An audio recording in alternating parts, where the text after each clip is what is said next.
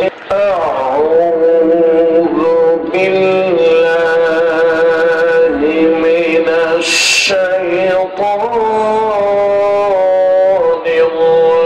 الرجيم. بسم الله الرحمن الرحيم. تبارك الذي بيده الملك وهو على كل شيء قدير.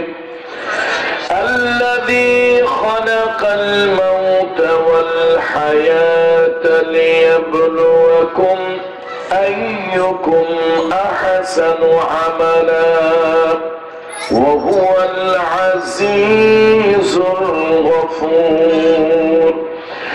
الذي خلق 7 سماوات طباقا ما ترى في خلق الرحمن من تفاوت فارجع البصر هل ترى من فطور. صدق الله المولانا العظيم. وقال الله تعالى في شان حبيبه آمرا ومخبرا: إن الله وملائكته يصلون على النبي يا أيها الذين آمنوا صلوا عليه وسلموا تسليما. اللهم صل على محمد وعلى آل محمد كما صليت على إبراهيم وعلى آل إبراهيم إنك حميد مجيد. بلغ العلا بكماله كشف الدجى بجماله حسنت جميع خصاله صلوا عليه وآله. होना ये फूल तो बुलबुल का तरन्नुम भी न हो, चमने दहर में कलियों का तबस्सुम भी न हो। बलगल उला बिकमालिही कशफत दुजा बिजमालिही हसनत जमीउ खिसालिही सल्लू अलैहि। गफ्फार बख्शा देता अगर आप इशारा करते, मेरा जहां जसिया तूफान से पार होता। बलगल उला बिकमालिही कशफत दुजा बिजमालिही हसनत जमीउ खिसालिही सल्लू अलैहि व आलिही। अल्हम्दुलिल्लाह सुम्मा अल्हम्दुलिल्लाह व अम्मा बाद। हिल्फुल फुजुल যুব সংসদ এর উদ্যোগে আয়োজিত আজকের মুবারকপূর্ণ আজিমুশ শান তাফসীরুল কোরআন মাহফিল। এই আজিমুশ শান তাফসীরুল কোরআন মাহফিলের সম্মানিত সভাপতি জনাব আলী আকবর সাহেব, জনাব মাস্টার আসগর আলী সাহেব সহ অন্যান্য সম্মানিত সম্ভ্রান্ত অতিথিবৃন্দ, মুআজ্জাজ মুহতারাম ওয়াজিবুল ইহতিরাম হাযরাত উলামায়ে কিরাম আইম্মাতুল মাসাজিদ, আমার সামনে উপবিষ্ট দিনদার ইমানদার পরহেজগার মুসল্লিরা, পর্দার আড়ালের সম্মানিতা মা ও বোনেরা, আমি সকলের খিদমতে শ্রেণী মতো আবেগ, শ্রদ্ধা, ভালোবাসা ও স্নেহ জ্ঞাপন করছি। আসুন সকলে মিলে মহান আল্লাহ তাআলার শুকরিয়া আদায় করি। সকলে পড়ি আলহামদুলিল্লাহ। খুব আবেগ নিয়ে সকলে পড়ি আলহামদুলিল্লাহ। আল্লাহ তাআলার দরবারে শুকরিয়া আদায় করলাম যে আল্লাহ তাআলা আমাদেরকে এই তাফসীর মাহফিলে আসার সুযোগ দিয়েছেন। সম্মানিত উপস্থিতি, আমাকে একটি বিষয় নির্ধারণ করে দেওয়া হয়েছে। সূরা মুলক, এখান থেকে তাফসীর বা অনুবাদ ব্যাখ্যা করার জন্য আসলে মাদ্রাসাগুলোতে তাফসীর যেভাবে হয়, ওয়াজ মাহফিলের তাফসীর সেইভাবে করা সম্ভব নয়।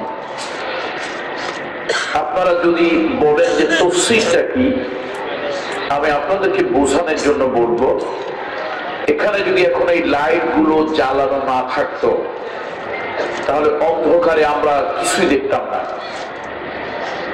এই লাইট বন্ধ করে দেওয়া হলে, অফ করে দেওয়া হলে, কোন জায়গায় খুঁটি আছে, খাম আছে, চাঁদো আছে, স্টেজ, প্যান্ডেল, কোন কিছু আমরা দেখতে পাবো না। আবার যখন আলো জ্বলবে সব পরিষ্কার দেখা যাবে কোথায় কি আছে। তাফসীর হলো কোরআনুল কারীমের উপরে কোরআন দিয়ে অথবা হাদিস দিয়ে এমন আলো জ্বালানো যার দ্বারা মানুষের মধ্যে, মানুষের জ্ঞানের কাছে, চোখের সামনে স্পষ্ট হয়ে যায় আল্লাহ তাআলা কি বলেছেন, কি বুঝাতে চেয়েছেন। বলুন সুবহানাল্লাহ। সুতরাং সূরা মুলক, এটার তাফসীর যদি আমরা করি তাহলে এইটা এমন ভাবে আলোচনা করা হাদিস থেকে, যাতে করে এই সূরাতে আল্লাহ তাআলা কি বোঝাতে চেয়েছেন, কি বলছেন, এটা আপনাদের সামনে স্পষ্ট হয়ে যাবে। সূরা মুলক কোরআনুল কারীমের খুব গুরুত্বপূর্ণ সূরা, 30 আয়াত। এই সূরাটা অবতীর্ণ হয়েছে মক্কা আল মুকাররমায়, তবে কারো কারো বক্তব্য এটা মাদানীয়। এখন এক সূরা মক্কি হলো, মাদানী হলো, এই পেশটা লাগলো কেন? এটার সমাধান কেউ কেউ বলেছেন যে হয়তো কোরআনুল কারীমের এর বক্তব্য মূল মক্কায় শুরু হয়েছে, পরবর্তীতে মদিনায়ও কিছু বক্তব্য এসেছে, অথবা দ্বিতীয়বার আবার মদিনায় অবতীর্ণ হয়েছে, যার কারণে এই সূরার ব্যাপারে মুহাদ্দিসিন, মুফাসসিরিনদের বক্তব্য হলো এটা মক্কি সূরা, আবার সাথে সাথে মাদানী সূরা। 30 আয়াত। এই সূরার মধ্যে আল্লাহ তাআলা কিছু বাস্তব সত্য কথা আল্লাহ তাআলা তুলে ধরেছেন। কোরআন শরীফের সব কথাই বাস্তব, মানুষের জীবন ঘনিষ্ঠ, যেটা হলো মৃত্যু, আল্লাহ তাআলার কুদরত, সৃষ্টির অনেক রহস্য এবং জাহান্নামের ভয়াবহতা আল্লাহ তাআলা সূরার মধ্যে তুলে দিয়েছেন। সূরাটার নাম হলো মুলক। আপনারা বলেন তো সূরাটার নাম কি? আবার বলেন নাম কি? মুলক। মুলক হচ্ছে রাজ্য, সাম্রাজ্য, সার্বভৌমত্ব, ক্ষমতা, আধিপত্য ইত্যাদি ইত্যাদি।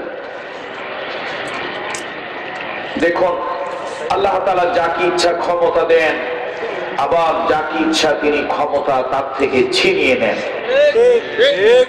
কোরআনুল কারীমের মধ্যে আল্লাহ তাআলা সূরা আলে ইমরানের ভিতরে আল্লাহ তাআলা বলেন, কুলিল্লাহ আল্লাহুম্মা মালিকাল মুলকি তুতিল মুলকা মান তাশাউ ওয়া তানজিউল মুলকা মিম্মান তাশাউ ওয়া তুইজ্জু মান তাশাউ ওয়া তুযিল্লু মান তাশাউ বিয়াদিকাল খায়র ইন্নাকা আলা কুল্লি শাইইন কাদির। হে নবী, তুমি বলে দাও, রাজ্য সাম্রাজ্য সব আল্লাহ। আল্লাহ তাআলা যাকে ইচ্ছা ক্ষমতার অধিকারী করেন, আবার যার কাছ থেকে ইচ্ছা ক্ষমতা তিনি কেড়ে নেন। যাকে ইচ্ছা তিনি ইজ্জত দেন, আবার যাকে ইচ্ছা তার থেকে তিনি ইজ্জত সম্মান ছিনিয়ে নেন, বেইজ্জত লাঞ্ছিত করেন।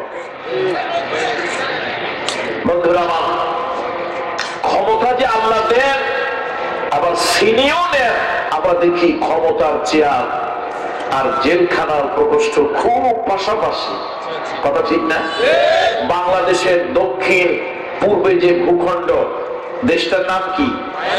মায়ানমার। অং সান সুচি নাকি? হ্যাঁ, এখন কোথায় আছে? এখন বড় মেহমানদারির মধ্যে আছে। তবে আপনারা খুশি হওয়ার কিছু নেই, আমি কিন্তু মোটেই খুশি হই নাই। লাল কুত্তা শিয়ালের ভাই। লাল কুত্তা কি? যারে ধরছে সেও একটা লেডি কিলার, লেডি সন্ত্রাসী। যারা ধরছে ওরা যে ফেরেশতা তা না, ওরাও সন্ত্রাসী। এক সন্ত্রাস আর এক সন্ত্রাসী ধরছে, কথা ঠিক কিনা বলুন? সুতরাং এটা খুশি হওয়ার কিছুই নাই, এটা ওদের ওদের ব্যাপার। আমরা খুশি তো সেদিন হব যেদিন মুসলমানরা তাদের অধিকার ফিরে পাবে। এই রাখাইন প্রদেশের মুসলমানগুলোকে শিক্ষার আলো থেকে বঞ্চিত রাখার কারণে, সভ্যতার আলো থেকে বঞ্চিত রাখার কারণে তাদের মধ্যে এখন মানসিক কোনো আচার ব্যবহার কিছুই নাই। অসভ্যতা, বর্বরতা তাদের মধ্যে ঢুকে গিয়েছে। দীর্ঘ বছর ধরে একটা জাতিকে যদি আপনি সভ্যতা সংস্কৃতির আলো থেকে আপনি যদি বঞ্চিত রাখেন, মাহরুম রাখেন, তাহলে সে জাতি বেঁচে থাকবে, তবে তাদের কোনো অস্তিত্ব থাকবে না। আজকে রাখাইনদের অবস্থা তাই হয়েছে। আমরা মুসলমান ওদের জন্য অনেক কাঁদি, কিন্তু ওদের আচার ব্যবহার দেখলে লজ্জা লাগে যে ওরা কেমনে আমার স্বজাতি ভাই হইল। আমি অনেক স্টাডি করেছি যে এটা হইল কেন, কারণটা কি। এরপরে আমি চিন্তা করে দেখলাম যে শত বছর ধরে ওদেরকে সভ্যতা, সংস্কৃতি, জ্ঞানের আলো, শিক্ষার আলো থেকে দূরে রাখার কারণে শত শত বছরের মধ্যে তাদের এই পরিবর্তন এসেছে, কথা ঠিক কিনা বলুন? যা হোক, সেটা ভিন্ন চাপটা। কোন বক্তাকে যদি সাবজেক্ট নির্ধারণ করে দেওয়া হয়, ওই বক্তার যদি জ্ঞান থাকে তাহলে তার বাহিরে কথা বলা উচিত নয়।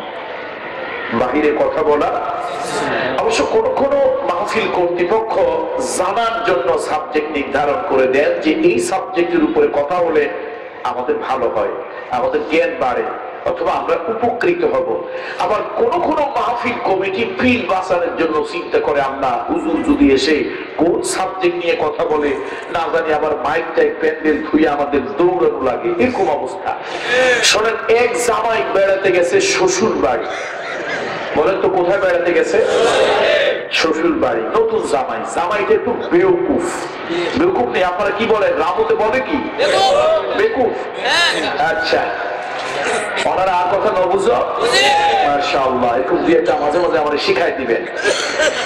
এই বেকুফ জামাই শ্বশুর বাড়িতে গেছে, নতুন শ্বশুর বাড়ি, কিন্তু এরকম বেকুফ 3 দিন দাঁত মাজে নাই। দাঁতে হইল ময়লা। এখন শাশুড়ি দেখে সর্বনাশ, জামাই তো দাঁতে ময়লা। এখন নতুন জামাই দেখার জন্য আশেপাশের লোকজন আসবে, তারা এসে যদি দেখে জামাই দাঁতে কি ময়লা, তাহলে লোকেরা বলবে কেমন জামাই, কোন জায়গায় মেয়েটা দিল, মেয়েটা তো বরবাদ হয়ে গেল। শাশুড়ি ছিল বনেদি পরিবারের মেয়ে, বংশীয় মেয়ে। আমাদের অঞ্চলে একটা কথা আছে, নদীর জল ঘোলাও ভালো, নদীর পানি ঘোলাও ভালো, জাতের মেয়ে হলে কালো ভালো। যদি জাতের মেয়ে হয়, বংশীয় থাকে, চাপড়াটা সুন্দর বলি না। শাশুড়ি হলো বংশীয় মেয়ে, চিন্তা করলো জামাইও রাখা লাগে ঠিক, আবার আশেপাশে থেকে লোকজন আসবে, মানুষ যত ঠিক রাখা লাগে, করি তাড়াতাড়ি শাশুড়ি চালাকি করে 10টা টাকা এনে জামাইয়ের হাতে দিয়েছে। বাবা, বাড়িতে কেউ নাই।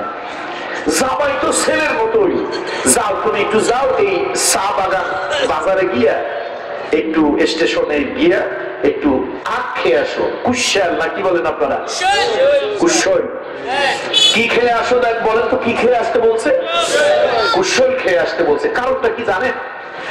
শাশুড়ির ইচ্ছা হলো এই কুশল যখন খাবে একটু দাঁড়া ছাড়ায় দাঁতটা কি হবে? পরিষ্কার হয়ে যাবে। আচ্ছা, নতুন জামাই কথা বলা যায়, বেরকম জামাই তোর দাঁতে ময়লা, দাঁত পরিষ্কার কেন করিস নাই? বললে তো জামাই রাগ হবে, জামাই রাগ হলে মেয়ের কপালে অশান্তি হবে। শেষে শাশুড়ি চালাক করে কি খেয়ে আসতে বললো? কুশল খেয়ে আসতে বলছে। জামাই টাকাটা নিয়ে রামু চা বাগান বাজারের এই মাথা ওই মাথা থেকে একটা ঘুরলা দিল, হাঁটলো। অনেক কুশাল, অনেক ধরনের কুশাল। দেখলো এক কোনায় এক লোক একটা টুকরির মধ্যে, একটা পাত্রের মধ্যে কালো জাম নিয়ে বসে আছে। কি বলেন তো? এটা ছিলেন আপনারা? আপনাদের অঞ্চলে কি বলেছেন? কালো কালো যে জামগুলি খুব টেস্টি, ডায়াবেটিসের জন্য উপকার। জাম্বুলা, জাম্বুলা। আচ্ছা, এখন সবাই চিন্তা করলো এই কুশল তো সব জায়গায় খায়, সব জায়গায় থাকে, এটা একটা আনকমন চিজ, এটা খাবো ভাই, এটা দাও। তো বললো ঠিক আছে, মশলা টসলা দিয়ে ঝামাইয়া মাখাইয়া দেই। সুন্দর করে মশলা দিয়ে ঝামাইয়া অথবা মাখাইয়া তারপরে দিল। বেচারা 10 টাকার কালো জাম এটা খেতে খেতে বাড়ি আসছে। আগে তো দাঁতের অবস্থা যাই হোক, এখন তো তরমুজের বিচির মতো অবস্থা হয়ে গেছে। এই তরমুজের বিচির মতো দাঁতগুলি বের করে শাশুড়ির সামনে একটা হাসি দিল। হাসি দিয়ে কয়, আম্মা একটা কাজের কাজ করলাম। কি করলাম? কথা কয় না, কি করলাম? কাজের কাজ করলাম। কুশল তো সব জায়গায় পাওয়া যায়, একটা আনকমন জিনিস পাইলাম আপনাদের বাজারে। এটা হলো কি? জাম্বুলা। এটা খেলাম। শাশুড়ি এতক্ষণ তো ধৈর্যটা ধরে থাকছিল, মেজাজটা এবার আর কন্ট্রোল করতে পারে নাই। বলল, গোলামের ছেলে, তোরে যে দাঁতের ময়লা সারানোর জন্য কুশাল খাইতে বললাম, সেই দাঁতের ময়লা তুই আরো বেশি লাগাইয়া আসলি, দাঁতের ময়লা আরো জড়াইয়া আসলি। আসলে জামাই বেউকুফ হওয়ার কারণে বুঝতে পারে নাই। আমি কিন্তু জামাইয়ের মতো অত বেউকুফ না। আমি বুঝি কোথাও কোথাও সাবজেক্ট নির্ধারণ করে দেওয়া হয় শ্রোতা মন্ডলীদের জ্ঞানের ভান্ডার সমৃদ্ধ করার জন্য। এই বিষয়ে আলোচনা হলে আমাদের জ্ঞান বাড়বে। আর কোথাও কোথাও দেশের পরিবেশ পরিস্থিতি ভালো না, হুজুররা যদি আবার একটু গরম ওয়াজ করে, না জানি কোন ঝামেলা হয়। শেষে চিন্তা করলো কি আলোচনা দিই। অনেক চিন্তা ভাবনা করেছি, দেখল মাটির নিচের ওয়াজ, আসমানের ওয়াজ, মাঝখানের জমিন, এটা বড় দরকার নাই। তো এক হুজুর এরকম দাওয়াত দিছে, হুজুর দেশের পরিবেশ পরিস্থিতি ভালো না, দেশের পরিবেশ পরিস্থিতি হুজুর একটু ওয়াজ করবেন, তবে মাটির নিচের ওয়াজ করবেন, কবরের ওয়াজ। এখন হুজুরও চিন্তা করলো দেশের পরিবেশ পরিস্থিতি ভালো না, কোন ওয়াজ করতে গিয়ে কোন ঝামেলায় পড়ি। হুজুর 2.5 ঘন্টা ওয়াজ করছে, শুধু কবর কবর কবর কবরের ওয়াজ। এক লোক নতুন ওয়াজ শুনতে আসছে, এত কবরের কথা শুনে লোকটার মাথাটা উল্টে গেছে। এখন বাড়ি গিয়ে একেবারে এরকম ধ্যান ধরে বসে আছে, নড়ে না, চড়ে না, খায় না, আজান হয় মসজিদে যায় না। বউ জিজ্ঞেস করলো, আপনার হইল কি? খান না, কথা কর না, আজান হইল মসজিদে যান না, আপনার হইল কি? করাক আর কবরের চিন্তায় তো বাঁচি না, নামাজ পড়বো কোন সময়? কিসের চিন্তায় বাঁচি না? কবরের চিন্তাই তো আমি অস্থির, নামাজটা কোন সময় পড়ি? তো যাও, আমার ভাই, ভাই বললে ভুল হবে, আমার বন্ধু, আমার অত্যন্ত হৃদয়ের আন্তরিক, আপনাদের এলাকার ছেলে, আমাদের আলম ভাই। আল্লাহ, লোকটার চেহারা ছবি যাই হোক, মনটা অনেক বড়। আমরা প্রতি বছর মক্কায় যাই। উনি আমাকে, আমার মনে হয় ওনার মায়ের পেটের ভাই বা ওনার পরিবারের সদস্যদের থেকেও বেশি ভালোবাসেন। এই যে আপনাদের পাশেই আমাদের রাশেদুল ভাই এখানে দোকান দিয়েছেন, ফুড, ফিশ ফুডের, অত্যন্ত ভালোবাসতেন। আপনাদের এলাকার মানুষগুলোর হৃদয় অনেক বড়, আলহামদুলিল্লাহ। সুখে দুঃখে মানুষগুলো আমাদেরকে, আমরা যখন যাই আন্তরিকতা দেখায়, মোহাব্বত দেখায়, ভালোবাসা দেখায়। এদের আচার ব্যবহার দেখে আমরা বুঝি পৃথিবীতে এখনো দয়া মায়া ভালোবাসা আছে, আলহামদুলিল্লাহ। পৃথিবীর অনেক দেশের মানুষ দেশীয় মানুষদেরকে চেনে না, কথা বলে না, অথচ আল্লাহর মেহেরবানি আমাদের বাংলাদেশি কিছু মানুষের এই আচার ব্যবহার বিদেশে গেলে মানে পারলে কলিজাটা কেটে হইলেও খাওয়ায়, এরকম অবস্থা। নিজে খাক বা না খাক, নিজের খাক অথবা না খাক, এই মানুষগুলোকে দেখলে হৃদয়টা ভরে যায় এবং বুঝি এখনো পৃথিবীতে ভালোবাসা আন্তরিকতা আছে। আমি মূলত আপনারা যে কয়জন শ্রোতা উপস্থিত হয়েছেন, আল্লাহ মেহেরবানি আমার বাড়িতে ওক্তের নামাজে মুসল্লির থেকে বেশি হয়। আমার বাড়িতে ছেলেদের একটা কামিল মাদ্রাসা, মেয়েদের একটা দাখিল ছিল, এখন আলেম প্রস্তাবিত আলিম মাদ্রাসা, একটা স্কুল এন্ড কলেজ। ছেলেদের হেফজখানা, মেয়েদের হেফজখানা, কওমি, নুরানি, এই প্রতিষ্ঠানগুলো আমার বাড়িতে। ছাত্র শিক্ষক বাদ দিলাম, বাইরের থেকে যারা নামাজ পড়তে আসে ওদের কথা বললাম, তাও আপনাদের শ্রোতা উপস্থিত শ্রোতার থেকে বেশি। এটা ভালো, এখানে ওয়াজ করার জন্য আমি আসিনি, আমি এসেছি সত্যি কিছু কিছু সময় আছে টাকা দিয়ে পয়সা দিয়ে অনেক কিছু কেনা যায় না। টাকা দিয়ে বাড়ি কেনা যায়, গাড়ি কেনা যায়, ধন দৌলত কেনা যায়, কিন্তু হৃদয় টাকা দিয়ে কেনা যায় না। আপনাদের এলাকার সন্তান হৃদয় দিয়ে আমাকে ভালোবাসে, আমি সে ভালোবাসার মূল্য দেওয়ার জন্য এসেছি। গতবারও দেখেছি খুব কম শ্রোতা হয়, কারণটা কি? আমরা তো বাংলাদেশ না, বিদেশেও অনেক প্রোগ্রামে যাই। বিদেশে তো ম্যাক্সিমাম প্রোগ্রাম ইনডোরে হয়। মালয়েশিয়া আমি এক জায়গায় গিয়েছি, আউটডোরে প্রোগ্রাম করেছি, বাহিরে। এক মালয়েশিয়া, তাকে বুঝে একটু নাই ওরা রাজি করাইছে, এটা হলো জহুরবারু প্রদেশে। সেখানে আমি তো অবাক হয়ে গেলাম, এত বাংলাদেশি আসছে, বোধহয় 2,500-3 হাজার বাংলাদেশি হবে। আমি অবাক হলাম যে দেশেরও তো অনেক বড় মাহফিল, এরকম লোক হয় না। সেখান থেকে প্রোগ্রাম করে গেলাম পেনাং, গিয়ে দেখলাম মাশাআল্লাহ অনেক লোক। তো দেশ দুনিয়ার অনেক জায়গায় চলি, আলহামদুলিল্লাহ মানুষ এখন কোরআনের কথা শোনে, এটা আল্লাহ তাআলার মেহেরবানি। আল্লাহু আকবার বলুন। এটা বক্তার কোনো কৃতিত্ব না, এটা আল্লাহ তাআলার কোরআনের মুজিজা। আরে কোরআন শুনতে আসে বলে বামপন্থী আর রামপন্থীদের গায়ের মধ্যে জ্বালা শুরু হয়ে গিয়েছে, বলুন ঠিক কিনা? তার কারণ কোরআনের কথা যদি হয়, মানুষ যদি ডানপন্থী চিন্তা করে, ডানপন্থী সাংস্কৃতিক চর্চা যদি করে, এই সকল নায়ক নায়িকা নর্তকী নষ্টা ভ্রষ্টা বেশ্যাগুলো না খেয়ে মারা যাবে। এই জন্য যত ওদের চুলকানি, আলেম নিয়া, ওয়াজ নিয়া, দিন নিয়া, ধর্ম নিয়া ওদের যত চুলকানি, কত ঠিক কিনা যারা বলে। তবে তোদের চুলকানি যদি বেশি হয়, এদেশের ইয়াং জেনারেশন দিনের দিকে আসছে, চুলকানি কিন্তু মলম ঠিকই দিয়ে দেবে, এমন মলম দেবে জিন্দিগিতে আর চুলকানি উঠবে না। আল্লাহ তাআলা আমাদের প্রতি রহম করুন। আমরা কিন্তু ভদ্র, অভদ্র না, আমরা উচ্ছৃঙ্খল না। এবং কোন মাহফিলে কোন আলেম ওলামা জাতিকে উচ্ছৃঙ্খল হতে শিক্ষা দেয় না, সুশৃঙ্খল হতে শিক্ষা দেয়। কথা ঠিক কিনা বলুন? আল্লাহ তাআলা আমাদের প্রতি রহম করুন, সকলের প্রতি রহম করুন। তো কোন সূরা থেকে আলোচনা করতে বলেছে? নিশ্চয় হয়তো ওনারা জানার জন্যই, ভয় পেয়ে নয়, অসুবিধার কারণে নয়, হয়তো ওনার জানার জন্য আগ্রহ হয়েছে যে এই সূরাটা খুব বরকতপূর্ণ সূরা। এই জন্যই হয়তো আমার ভাই বা আমার মাহফিল কমিটি চুজ করেছেন সূরাটাকে। বরকতপূর্ণ কেন? সহিহ হাদিসের বর্ণনা। কোন হাদিসের বর্ণনা বলুন? সহিহ হাদিসের বর্ণনা এবং ইবনে কাসিরের বর্ণনা। ইবনে আব্বাস রাদিয়াল্লাহু তাআলা আনহু থেকে হাদিস কানা বর্ণিত, রাসূলুল্লাহ সাল্লাল্লাহু আলাইহি ওয়াসাল্লামের কাছে এসে একজন ব্যক্তি বলল, ইয়া রাসূলুল্লাহ, আমি এক জায়গায় যাচ্ছিলাম, জঙ্গলের পাশে আমি তাঁবু গাড়লাম, হুজুর ওখান থেকে আমি আওয়াজ শুনতে পেলাম এরকম একজন তেলাওয়াত করছে, তেলাওয়াতের আওয়াজ আমি শুনতে পেলাম। সাইয়্যিদুনা ইবনে আব্বাস রাদিয়াল্লাহু তাআলা বলেন, বিশ্বনবী বললেন, তুমি যা শুনেছো এইটা হলো বরকতময় 30 আয়াতের সূরা। এই সূরার নাম হলো সূরা মুলক। এই সূরার নাম হলো সূরা মুলক।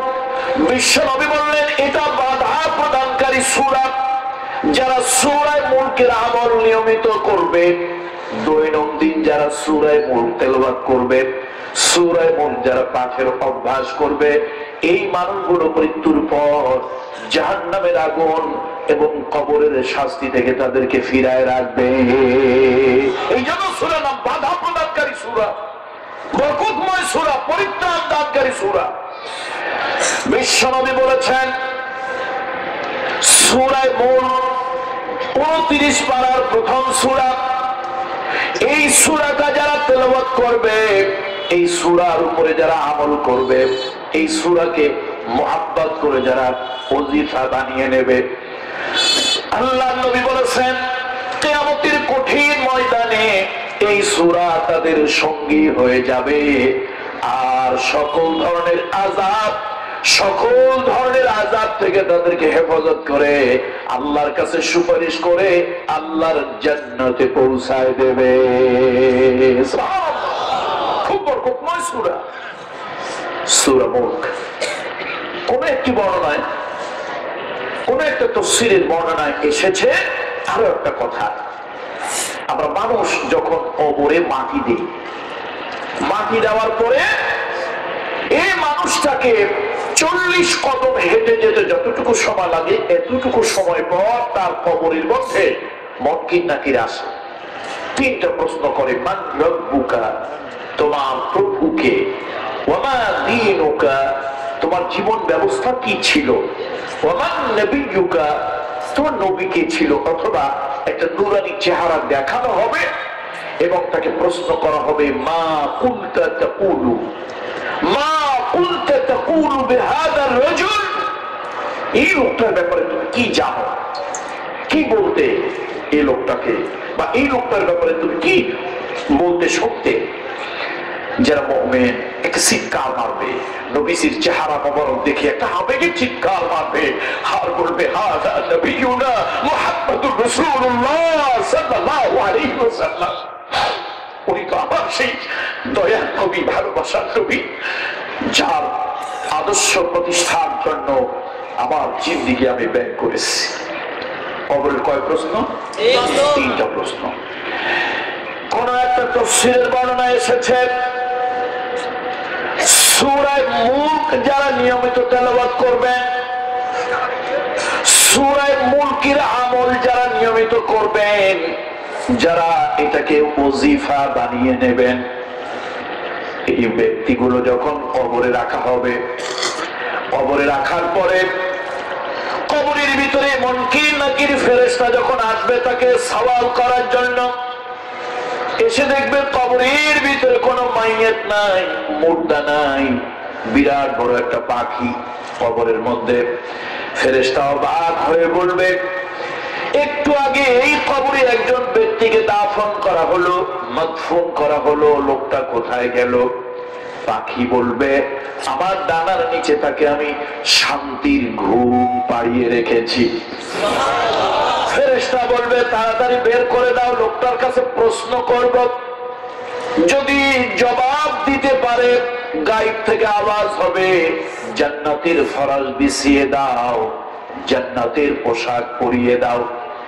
আর যদি জবাব না দিতে পারে, বলে হাই হাতা লা আদ্রি লা আদ্রি, কিচ্ছু জানি না, আমি এ ব্যাপারে কিচ্ছু বলতে পারবো না, তাহলে গায়েব থেকে আওয়াজ হবে, জাহান্নামের পোশাক পরিয়ে দাও। আর জাহান্নামের ওয়ালবিসু বিল জান্নাহ ফাফরিশু ফিল জান্নাহ, আবার অথবা বলা হবে তাকে ওয়ালবিসু নার, তাকে জাহান্নামের পোশাক পরিয়ে দাও, জাহান্নামের বিছানা তার কবরে বিছায় দাও। পাখি বলবে, দেখো এত কথা বুঝি না, লোকটাকে প্রশান্তির ঘুম পাড়িয়ে রেখেছি, যতক্ষণ পর্যন্ত ইসরাফিলের সিংহার ফুৎকার না হবে এই লোকটার ঘুম ততক্ষণ পর্যন্ত ভাঙানো যাবে না। বন্ধুরা আমার, ফেরেশতার সঙ্গে বাক বিতণ্ডা হবে। এবার ওই পাখি বললো, ফেরেশতা যদি তোমার প্রয়োজন হয় তাহলে তুমি আমার ডানার নিচে ঢুকে যাও, লোকটাকে বের করো, প্রশ্ন করো।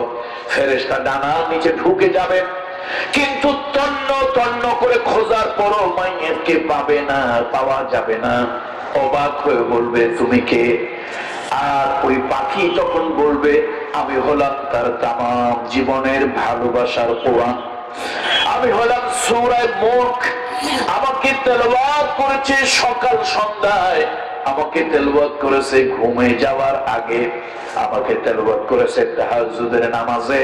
আমি আজকে তার কবরের বন্ধু হয়ে গিয়েছি, আল্লাহর জান্নাত পর্যন্ত না পৌঁছায় দিয়ে ছাড়বো না। সুতরাং বন্ধুরা আমার এই সূরাটা অনেক ফজিলতময়, অনেক বরকতময় সূরা। তার মধ্যে সব থেকে বড় বরকতের কথা যেটা নবীজি বলেছেন, ইবনে আব্বাস থেকে বর্ণিত, এই সূরা বাধা প্রদানকারী সূরা, সকল ধরনের আযাব থেকে ব্যক্তিকে বাধা দেয়।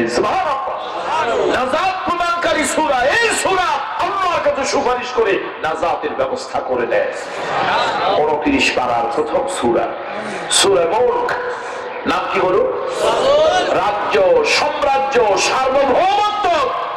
আমার দেশের কিছু লোক আছে যাদের ধারণা হলো এই কোরআনের ভিতরে শুধু পরকাল আখিরাতের কথা, দুনিয়ার কথা।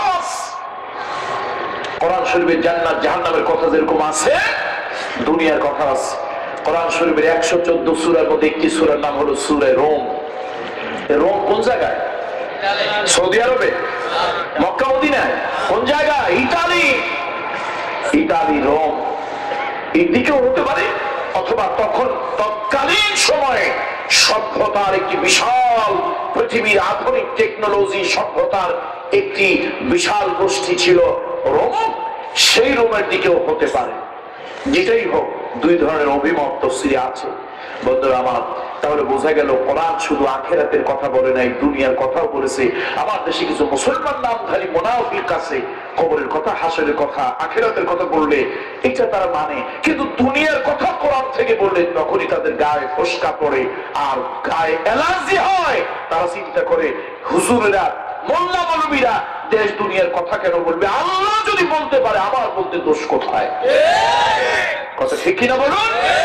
বন্ধুরা আমার, এই জন্য আসুন সূরা মুলক, সূরা মুলক শুনুন। আল্লাহ তাআলা যাদেরকে তিনটা জিনিস দেয়, এটা আবার তাফসীরের অংশ না, এটা জুমলায় মুতারি, যে আলেমরা বুঝবে আপনারা বুঝবেন না, এটা ভিন্ন কথা বলতেছে। তিনটা জিনিস দিলে আপনি কখনো অহংকারী হবেন না। একটি হলো, আল্লাহ যদি আপনাকে লৌকিক সৌন্দর্য দেয়, আপনি অহংকারী হবেন না। কেন? আর সৌন্দর্য অহংকারের জন্য না, শুকরিয়া আদায় করার জন্য। আপনার চামড়াটা সাদা তো হয়েছে কি?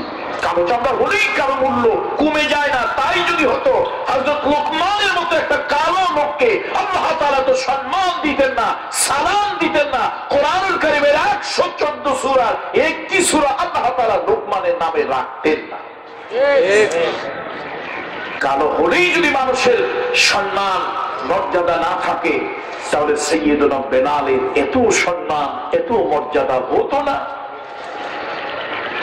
আল্লাহর নবী যখন মেরাজে গেলেন, জিবরাইল বলল, ইয়া রাসূলুল্লাহ, আমি আপনার সঙ্গে যেতে পারবো না, আমি এই বর্ডার ক্রস করতে পারবো না, আমার সেই অনুমতি নাই।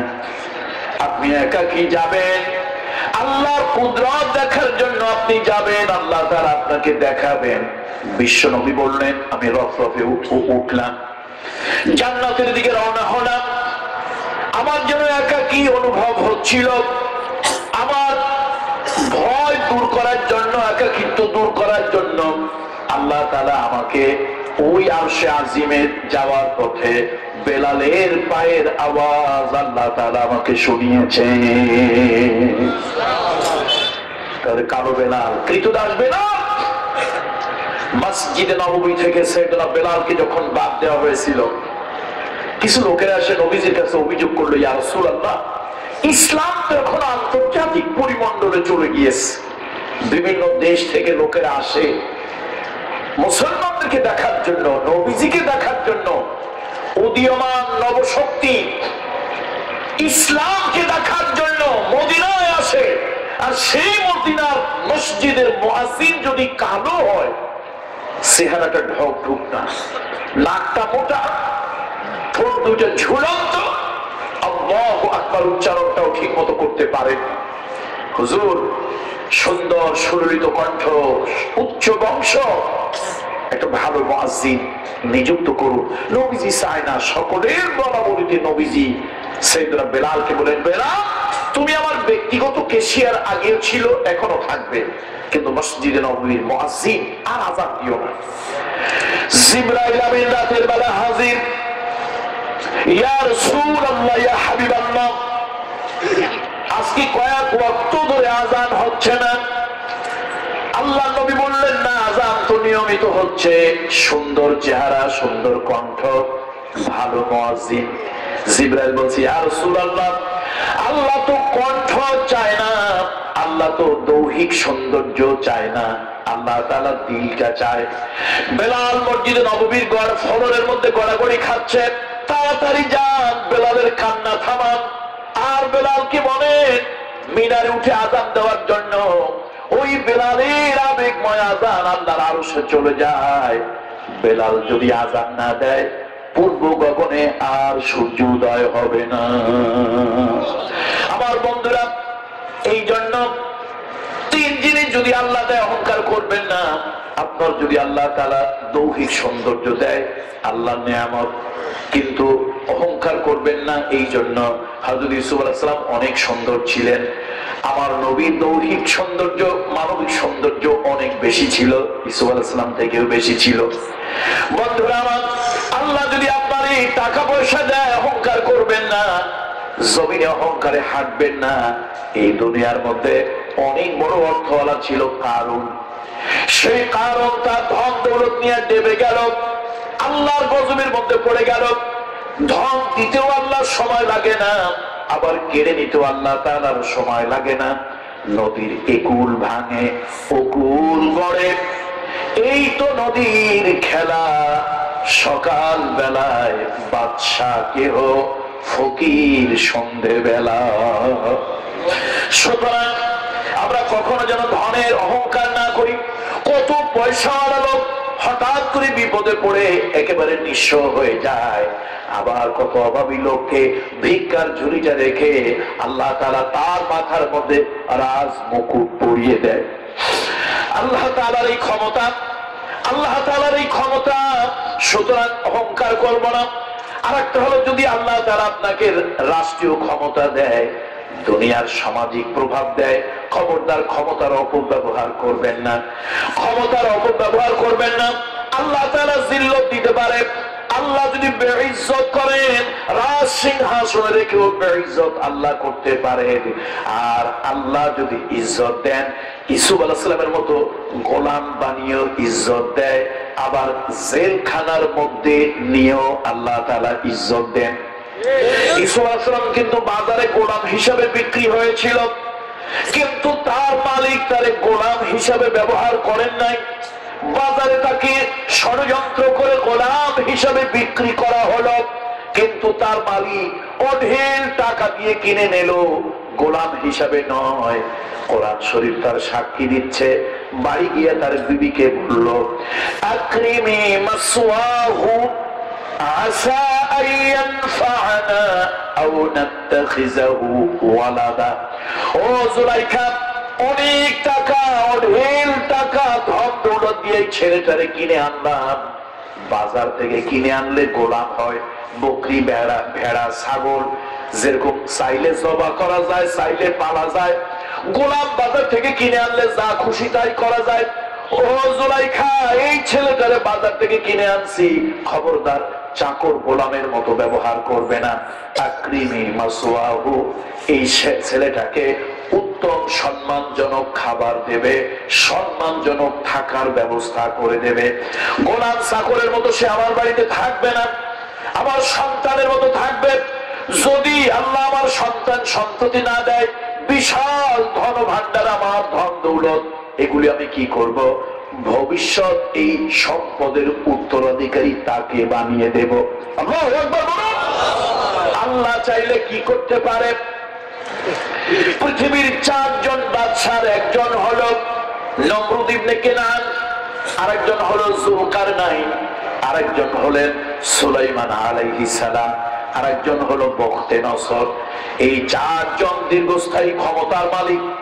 তার মধ্যে জালালাইনের সরা কামালাইন বলে নমরুদ ইবনে কেনান যখন আল্লাহ তাআলা তার সাথে সীমা লঙ্ঘন যখন করলো, বাড়াবাড়ি যখন করলো, আল্লাহ তার সৃষ্টির ভিতরে সব থেকে দুর্বল মশা দিয়া আল্লাহ তাআলা বেইজ্জত করে দুনিয়া থেকে বিদায় করে দিল।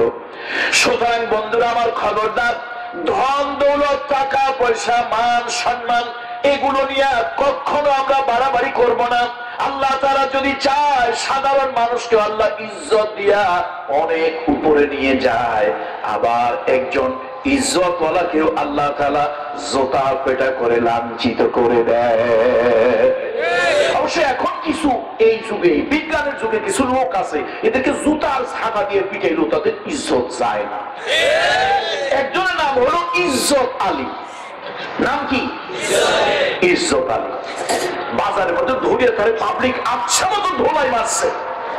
বাড়িতে আসার পর লোকজন জিজ্ঞেস করলো কি হয়েছে? কয় কিচ্ছু হয় নাই। আরে বেটা তোর ইজ্জতে লাগে নাই? কয় রাখ বেটা, জুতা স্যান্ডেল দিয়ে পিটাইলি কি আমার ইজ্জত যায়?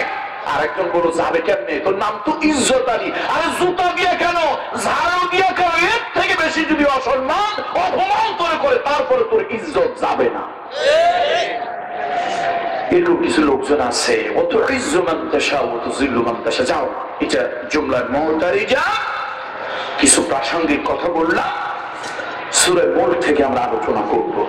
মা বোনরা যারা আছেন, ও মা ও বোন, গুরুত্বপূর্ণ একটি সূরা, আপনারা একটু শুনবেন দয়া করে। আমাদের স্নেহের মেয়েরা যারা আছো, মা মেয়েদেরকে বলছি, আমরা কিন্তু বাবারা সব থেকে আমি মনে করি আমাদের মেয়েদের বুকে পরিজার অংশ তোমরা, চোখের মনেই তোমরা। বাবা সন্তানদের মধ্যে মেয়েকে যত ভালোবাসে ছেলেকে অত ভালোবাসে না। সুতরাং আমাদের কলিজার টুকরা মায়ে যারা আসো, বিভিন্ন স্কুল মাদ্রাসার ছাত্রী যারা আসো, মা তোমরাও শোনো, তোমাদের জন্য কিছু শিক্ষা আজকের এই আলোচ্য সূরার মধ্যে আছে। বিসমিল্লাহ। তাবারাকাল্লাযী বিয়াদিহিল মুলক ওয়া হুয়া আলা কুল্লি শাইইন কাদির। বরকতপূর্ণ সেই মহান সত্তা, বিয়াদিহিল মুলক, যার হাতে রাজ্য, সাম্রাজ্য, সার্বভৌমত্ব, যার হাতে ক্ষমতা, ওয়া হুয়া আলা কুল্লি শাইইন কাদির, যিনি সব কিছুর উপরে ক্ষমতাবান। সুবহানাল্লাহ। বরকতপূর্ণ সেই মহান সত্তা, সে মহান প্রভু, যার হাতে রাজ্য, সাম্রাজ্য, তিনি যার ইচ্ছা দেন, আবার যার ইচ্ছা ছিনিয়ে নেন। বন্ধুরা আমার, মুরব্বীরা আমার, কিয়ামত যখন কায়েম হয়ে যাবে, এই সুন্দর পৃথিবী যখন ধ্বংস যজ্ঞে পরিণত হয়ে যাবে, সব যখন বরবাদ হয়ে যাবে, এখন আর কেউ নাই, আজরাইল নাই, জিব্রাইল নাই, ইসরাফিল নাই, মিকাইল নাই, কোনো কিছুই নাই। আল্লাহ তাআলা এবার জিজ্ঞেস করবেন, লিমানিল মুলকুল ইয়াওম। ও দুনিয়ার ক্ষমতাসীনরা, 2 দিনের ক্ষমতা পাইয়া অনেক বাহাদুরি করেছো, অনেক লাফালাফি করেছো, আজকে আমি আল্লাহ ছাড়া তোমাদের অস্তিত্ব আজকে কোথায়? ভাইরা, আল্লাহর দোহাই দিয়ে বলি, মারবেন না, মারবেন না। কেন? আপনাদের স্বভাব তো উগ্র স্বভাব। আপনারা আরে বড় আমাদের গায়ে হাত তুলতে দ্বিধাবোধ করেন না। মারবেন না, একটা কথা বলি, বড় ব্যথা নিয়ে কথা বলি। কোন আলেম যখন কোরআন থেকে উদ্ধৃতি দিয়া, কোন আলেম যখন বিশ্বনবীর সহিহ হাদিস থেকে, বুখারী শরীফ হোক, তিরমিজি শরীফ হোক, আবু দাউদ শরীফ হোক, নাসাই শরীফ হোক, যে কোনো হাদিস থেকে, হাদিসের কিতাব থেকে উদ্ধৃতি দিয়া যখন কোন আলেম কোন বিষয়ে কথা বলে, কোরআনের উদ্ধৃতি দিয়েছে, হাদিসের উদ্ধৃতি দিয়েছে, আপনার যদি চিন্তা চেতনায় নাও পছন্দ হয়, চুপ করে থাকেন, আল্লাহ আপনার প্রতি রহম করবে, আল্লাহ আপনার রহমতের কোলে তুলে নেবে। আর আপনার রাজনৈতিক কারণে একজন আলেমের কথার উপরে একজন ইমামকে খতিবের গায়ে যদি হাত তোলে, আল্লাহর কসম আপনি বিশ্বনবীর গায়ে হাত তুলেছেন। আজকে আপনার হাতে ক্ষমতা আছে, তাই আপনি ক্ষমতার প্রয়োগ করলেন।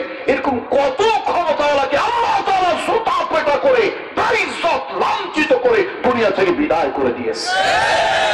খবরদার একটু ক্ষমতার মালিক হইয়া যাচ্ছে তাই আচরণ করবে না। মসজিদ কমিটি, তুমি মসজিদের খতিব কোরআন এবং হাদিসের উদ্ধৃতি দিয়ে রেফারেন্স দিয়ে একটা কথা বলেছে, তোমার পছন্দ হয় নাই, তুমি চুপ করে থাকো।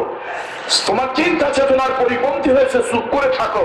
হতে পারে এই যে চুপ করে থাকলা, কোরআন এবং হাদিসকে সম্মান করলা, ওয়ারাসাতুল আম্বিয়াকে সম্মান করলা, হতে পারে এই কারণে আল্লাহ তোমার ইজ্জত সম্মান বাড়িয়ে দেবেন, আল্লাহ তোমাকে কবুল করে নেবেন। কিন্তু তুমি ইমামের গায়ে হাত তুললে, ইমামের গায়ে হাত তুললে, পুলিশ ডেকে ধরিয়ে দিলে, বড় একটা হুমকি ধামকি দিলে, আরে বেটা অনেক লোক আছে হাত তুলেছে, সে হাতকে আল্লাহ তাআলা ভেঙে দিয়েছেন। আল্লাহ সহজে ধরেন না, আল্লাহ সহজে কথা কয় না, আল্লাহ সহজে, আল্লাহ সহজে কিন্তু একবার ধরলে ছাড়েন না। ইন্না বাতশা রাব্বিকা লাশাদীদ। আমাদের অঞ্চলে কাগজ দিয়ে বানায়, বাতাসে উড়ায়, এটার নাম ঘুড়ি, আঞ্চলিক ভাষা। আপনারা কি বলেন? ঘুড়ি। এই ঘুড়ি যখন বাতাসে ওড়ে উপরে গিয়া, ঘুড়ি তখন চিন্তা করে আমার আর পায় কে, আমার আর ধরে কে, আমি তো অনেক উপরে। ছেলে কয় দেখো বাবা, আমার সন্ধ্যা হয়ে গেছে, আমি আজকে আর ঘুড়ি খেলবো না। সুতা ধরে টান দেয়, ঘুড়ি কোথায়? উপরে যতই লাফালাফি করুক, উপরে থাকবে না, নিচে আসবে। লাফাই ওলা টান দিয়েছে। ইন্না বাতশা রাব্বিকা লাশাদীদ। সুতরাং খবরদার, সূরা মুলক থেকে শিক্ষা নাও যে আমরা যতটুকু ক্ষমতার মালিক হই, আল্লাহ তাআলা চাইলে যখন তখন আমাদেরকে বাড়িয়েও দিতে পারেন, আবার বেইজ্জত, বলুন বেইজ্জত করতে পারেন। এই জন্য কোরআন শরীফের ভিতরে আল্লাহ তাআলা সূরা মুলক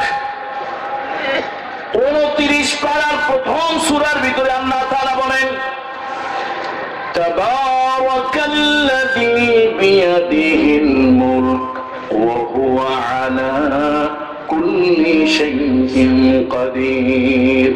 অতীব বরকতপূর্ণ সেই মহান প্রভু, সেই মহান সত্তা, সে মহান জাতে পাক, যার হাতে রাজ্য সাম্রাজ্য, আর তিনি যা খুশি তাই করতে পারেন। সব কিছুর উপরে তিনি ক্ষমতা রাখেন। ক্ষমতা কার? আবার কিছু মরার পথের লোক আছে, একদল হলো মারেফতের লোক, আর একদল হলো মরার পথের লোক। পথ কয়টা? কথা কয় না, পথ কয়টা? মারেফত, মরার পথ। এই মরার পথের লোকেরা গান গায়। কি গান? আল্লাহ ধন রসুল দিয়া, আল্লাহ গেছে খালি হইয়া, রসুলের ধন খাজায় পাইয়া, শুয়ে আছে আজমিরে, কেউ ফেরে না খালি হাতে, খাজারে তোর দরবারে। আচ্ছা বলেন তো, এই গান যদি কেউ বিশ্বাস করে তার ঈমান থাকবে? আল্লাহর কসম, ওয়াল্লাহি রব্বুল কাবা, তার ঈমান থাকবে না, বেঈমান কাফের হয়ে যাবে। বিশ্বাস করে তার বউ তালাক হয়ে যাবে। আল্লাহ ধন আল্লাহর দিয়ে যদি আল্লাহ খালি হয়ে যান, তো আল্লাহর কিছু দরকার হইলে তো হয় নবীজির কাছে অথবা খাজা মাইনুদ্দিন চিশতির কাছে, আব্দুল কাদের জিলানীর কাছে চাইতে হবে। এছাড়া তো আল্লাহর উপায় নাই কোনো। নাউযু বিল্লাহি মিন যালিক। তার সার্বভৌমত্ব কার? ক্ষমতা কার? বাহাদুরি কার? নবীজির থেকে বড় ইমামুল আম্বিয়া, সাইয়্যিদুল আম্বিয়া, খাতামান নবিয়্যিন, আমার নবীর থেকে তিনটা জিনিস সার্বজনীন, তিনটা জিনিস সবার, সকলের, সব জায়গা। একটি হলো আল্লাহ জাতে পাক, আলহামদুলিল্লাহি, বলেন আলহামদুলিল্লাহি রাব্বিল আলামিন। শিখাই দিই, মনে রাখবে, সহজ মনে রাখা। রব সকল আদমে, আল্লাহ সব জায়গার, আকাশের বাতাসের, শূন্যের, উপরের নিচের, সব জায়গায়। আর কাল মুহাম্মদ সাল্লাল্লাহু আলাইহি ওয়াসাল্লাম, ওমা আরসালনাকা ইল্লা রাহমাতাল লিল আলামিন। তিনি আকাশের নবী, বাতাসের নবী, উপরের নবী, নিচের নবী, ডাইনের নবী, বায়ের নবী, দুনিয়া যতদিন আছে ততদিনের নবী। আরেকটা হলো কোরআন, যিকরুল লিল আলামিন। কোরআন হলো এটা উপদেশ সমগ্র দুনিয়া সব কিছুর একটি জিনিস স্বভাব সকলের। বন্ধুরা আমার, মুরব্বীরা আমার, আল্লাহ তাআলা সবার তিনি রব, প্রতিপালক, সব জায়গায় তিনি ক্ষমতাবান। আল্লাহ তাআলা সার্বভৌম ক্ষমতার মালিক। আল্লাহ তাআলা তার নিরঙ্কুশ ক্ষমতার কথা প্রকাশ করার জন্য আল্লাহ তাআলা বলেন, তাবারাকাল্লাযী বিয়াদিহিল মুলক ওয়া হুয়া আলা কুল্লি শাইইন কাদির। বরকতপূর্ণ সেই মহান প্রভু, বরকতের মালিক সেই মহান সত্তা, সেই জাতে পাক যার হাতে রাজ্য, সাম্রাজ্য, সার্বভৌমত্ব, ক্ষমতা। আল্লাযী খালাকাল মাউতা ওয়াল হায়াত লিয়াবলুয়াকুম আইয়ুকুম আহসানু আমালা। আল্লাহ তাআলা বলেন, আল্লাহ তাআলা তোমাদের মৃত্যু এবং জীবন তিনি সৃষ্টি করেছেন লিয়াবলুয়াকুম, তোমাদেরকে পরীক্ষা করার জন্য। আইয়ুকুম আহসানু আমালা, কে তোমাদের মধ্যে ভালো কাজ করে। আল্লাহ তাআলা জীবন মৃত্যু সৃষ্টি করলেন, আবার জীবন সৃষ্টি করলেন। দেখেন এখানে আল্লাহ তাআলার হিকমত দেখেন। আল্লাহ কিন্তু আগে জীবনের কথা বলেন নাই, আগে বলেছেন মৃত্যুর কথা, পরে বললেন আল্লাহ তাআলা জীবনের কথা। জীবনের মাধ্যমে মৃত্যু। আচ্ছা, জন্ম না হইলে তার মৃত্যু হয়? কথা বলছেন না আপনারা? জন্ম না হইলে মৃত্যু হয় না। তাহলে আল্লাহ তাআলা যদি এইভাবে বলতেন, আপনার আমার জ্ঞানে যদি এইভাবে বলতেন তাহলে সুন্দর হইতো। আপনার আমার জ্ঞান অনুযায়ী, আল্লাহর জ্ঞানে বলতেছি না, আপনার আমার জ্ঞান অনুযায়ী যদি আল্লাহ কথাটা এইভাবে বলতেন, আল্লাযী খালাকাল হায়াতা ওয়াল মাউতা লিয়াবলুয়াকুম আইয়ুকুম আহসানু আমালা। আল্লাহ তাআলা তোমাদের হায়াত এবং মউত সৃষ্টি করেছেন তোমাদেরকে পরীক্ষা করার জন্য, কে ভালো কাজ করে। এই হায়াত এবং মউত দিয়েছেন, কিন্তু আল্লাহ আপনার আমার বুঝ অনুযায়ী আল্লাহ বলেন নাই, আল্লাহ আপনার আমার বুঝের উল্টা ভাবে বলেছেন। আল্লাযী খালাকাল মাউতা ওয়াল হায়াতা লিয়াবলুয়াকুম আইয়ুকুম আহসানু আমালা। আল্লাহ তাআলা মৃত্যু সৃষ্টি করেছেন, জীবন সৃষ্টি করলেন। আমার প্রশ্ন হলো, উল্টা কথা আল্লাহ কেন বললেন? আসলে আল্লাহ উল্টা বলেন নাই। এই পৃথিবীতে জন্ম গ্রহণ করার পর মৃত্যু একদিন হবে, মৃত্যু একদিন আসবে। সব ফাঁকি দেওয়া সম্ভব, মৃত্যু ফাঁকি দেওয়া সম্ভব নয়। এই যে দেখেন আমাদের দেশে অনেক নাস্তিক আছে যারা স্রষ্টায় বিশ্বাস করে না। তারা কিন্তু সব কিছু অস্বীকার করলো, মৃত্যুরে অস্বীকার করতে পারে না। মৃত্যু অস্বীকার করা যাবে? পৃথিবীতে মৃত্যুকে কেউ অস্বীকার করতে পারে না। যে মরণ থেকে পালাও তুমি, ওই মরণ তোমায় লইবে গিরি। যদিও সুদূর আকাশ পানে, পালাও হেথায় লাগিয়ে সিঁড়ি। দুনিয়ায় যার 1000 বছর হায়াত পেয়েছিলেন তিনিও মৃত্যুবরণ করেছেন। 100 বছর যিনি হায়াত পেয়েছেন তিনিও মৃত্যুবরণ করেছেন। 50 বছর যিনি হায়াত পেয়েছেন তিনিও মৃত্যুবরণ করেছেন। দুনিয়ায় চিরস্থায়ী, চিরদিন কেউ হয় নাই, থাকে নাই। সুতরাং ও আমার মুরব্বীরা, শাহবাগান এলাকার লোকেরা, ও আমার রামু থানার ভাইরা, বন্ধুরা, মায়েরা, বাবারা, হাতি ধরি পায়ে ধরি অনুনয় বিনয় করে বলি, একটা কথা মনে রাখো, পৃথিবীতে তুমি একদিন আসছো, এই পৃথিবী ছেড়ে অবশ্যই তোমাকে চলে যেতে হবে। মৃত্যুবরণ করতেই হবে। যত বড় নেতা হোক, যত বড় আলেম হোক, যত বড় বীর বুজুর্গ হোক, মৃত্যুবরণ বলুন, মৃত্যুবরণ। এই জন্য একজন কবি বলেছিলেন, আগার ইনসান কাসিবা জিন্দা বুদে আবুল কাসেম মোহাম্মদ জিন্দা বুদে। এই দুনিয়ায় চিরদিন কেউ যদি থাকতে পারত, একজন থাকতে পারতেন, দুনিয়ায় চিরদিন থাকতেন, তিনি হলেন নবী মুহাম্মদুর রাসূলুল্লাহ। আমার নবী চিরদিন থাকতে পারেন নাই, আল্লাহ তাআলা তাকে চিরদিন হায়াত দিয়ে দুনিয়া রাখেন নাই, এই দুনিয়ার জিন্দেগি থেকে তাকেও মুনতাকিল হতে হয়েছে, ইন্তেকাল তিনিও করেছেন। যদি আমার কথা বিশ্বাস না হয়, ছোট্ট একটু ঘটনা শোনেন, বিশ্বাস হয়ে যাবে। নবীজি ইন্তেকালের পর সাহাবীরা যখন আবেগে অস্থির হয়ে গেলেন, সাইয়েদনা ওমর একটা তরবারি হাতে নিলেন। সাইয়েদনা ওমর হাতে তরবারি নিয়ে বললেন, যে বলবে মুহাম্মদ সাল্লাল্লাহু আলাইহি ওয়াসাল্লাম মুনতাকিল হয়েছেন, আল্লাহর নবী ইন্তেকাল করেছে, এই তরবারি দিয়ে তারে আমি ফয়সালা করব। ভয়তে কেউ সামনে যায় না, কেউ নবীজির হযরত ওমরের সামনে কেউ যায় না, তারে থামানো যায় না, বুঝানো যায় না।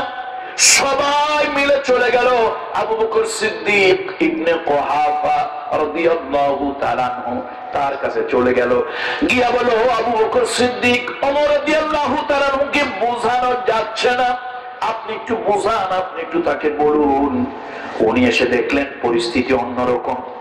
একটা তরবারি নিয়ে তিনি হাঁটতেছেন, ঘুরতেছেন, আবেগে কথা বলতেছেন। সাইয়েদনা আবু বকর সিদ্দিক রাদিয়াল্লাহু তাআলা আনহু ওমরের কাছে এসে শুধু কোরআনের একটা আয়াত পড়লেন, ওয়া মা মুহাম্মাদুন ইল্লা রাসূল قد خلت من قبله الرسل أفإن مات إلى آخر الآيات। হযরত আবু বকর সিদ্দিক বলেন, ও দুনিয়ার মানুষেরা শোনো, মুহাম্মদ সাল্লাল্লাহু আলাইহি ওয়াসাল্লাম একজন নবী, একজন রাসূল। অন্যান্য নবীরাও যেরকম পৃথিবীতে এসেছিলেন, আল্লাহ তাআলা তাকেও পৃথিবীতে পাঠিয়েছেন। তিনি যদি মৃত্যুবরণ করেন, তিনি যদি শহীদ হয়ে যান, তোমরা কি দিন থেকে দূরে সরে যাবে নাকি? শোনো, তোমরা যারা মুহাম্মদ রাসূলুল্লাহর গোলামি করতে, তিনি ইন্তেকাল হয়েছেন, কিন্তু আল্লাহর গোলামি যারা করতে, আল্লাহ মরেন না। আল্লাহু আকবার। এই আয়াত পড়ার সাথে সাথে সাইয়েদনা ওমরের কান দিয়ে ঢুকলো, থরথর করে কাঁপতে লাগলেন, হাত থেকে তরবারি পড়ে গেল, কাঁপতে কাঁপতে তিনি জমিনে পড়ে গেলেন। তাহলে বোঝা গেল পৃথিবী চিরস্থায়ী থাকার জায়গা নয়। কত বড় বড় আলেম বাংলাদেশের ছিল, ওনারা আছেন? কত বড় বড় রাজনৈতিক ব্যক্তিত্বরা ছিলেন, তারাও কিন্তু নাই। তাহলে বোঝা গেল দুনিয়াদার, দিনদার, আখিরাতওয়ালা, দুনিয়াওয়ালা কেউ পৃথিবীতে থাকতে পারেনি, সকলেরই যাওয়া লাগবে। এই জন্য মৃত্যু হচ্ছে ইউনিভার্সাল ট্রুথ, চিরন্তন সত্য। এই মৃত্যু সত্য বলে আল্লাহ তাআলা হায়াতের কথা পরে আনছেন, মৃত্যুর কথা কোথায় আনছেন? আগে এনেছেন। আমরা পৃথিবীতে একটু ঘোরের মধ্যে আছি, ভুলের ভিতরে, তামাশার ভিতরে আছি। এই পৃথিবী নামক রঙ্গমঞ্চে আমরা সকলে অভিনয় করে বেড়াচ্ছি, অভিনেতা আমরা। আল্লাহ তাআলা বলেন, এই যে আমি হায়াত দিলাম, মওত দিলাম, কেন দিলাম? এই জন্য দিলাম, আল্লাযী খালাকাল মাউতা ওয়াল হায়াতা লিয়াবলুয়াকুম আইয়ুকুম আহসানু আমালা। কে তোমাদের মধ্যে ভালো কাজ করে? ওয়া হুয়াল আজিজুল গফুর। আর আল্লাহ তাআলা বলেন মহা পরাক্রমশালী এবং ক্ষমাশীল। আল্লাহু আকবার, আল্লাহু আকবার, আল্লাহু আকবার। এখানে দুইটা শব্দ, আপনাদের মাদ্রাসায় পড়া লাগবে না, মাদ্রাসায় পড়া লাগবে না, আমার কাছ থেকে কোরআন এত সহজ, আল্লাহ আল্লাহ আল্লাহু আকবার, বোঝার জন্য কোরআন খুব সহজ। যে কোনো দেশের লোকেরা চাইলে একটু ব্রেন খাটালি তিনি বুঝতে পারবেন কোরআন। আল্লাহ খুব সহজ করে দিয়েছেন কোরআনকে বোঝার জন্য। আল্লাহ তাআলা বললেন, ইয়াসসারনাল কুরআনা লিযিকর, আমি কোরআনকে সহজ করে দিয়েছি উপদেশ গ্রহণ করার জন্য। একটু একটু আমার দিকে খেয়াল করেন তো আপনারা, দেখেন দুইটা শব্দ আল্লাহ তাআলা বলছেন, ওয়া হুয়াল আজিজু আল গফুর। দুইটা শব্দ, আজিজ আর গফুর। আজিজ হলো আল্লাহ তাআলা ক্ষমতা, তিনি মহাপরাক্রমশালী। ওয়াল গফুর, তবে তিনি ক্ষমাশীল। ক্ষমাশীল, দয়াবান, কোমল হৃদয়, মানে কুদরতি কমলের হৃদয়।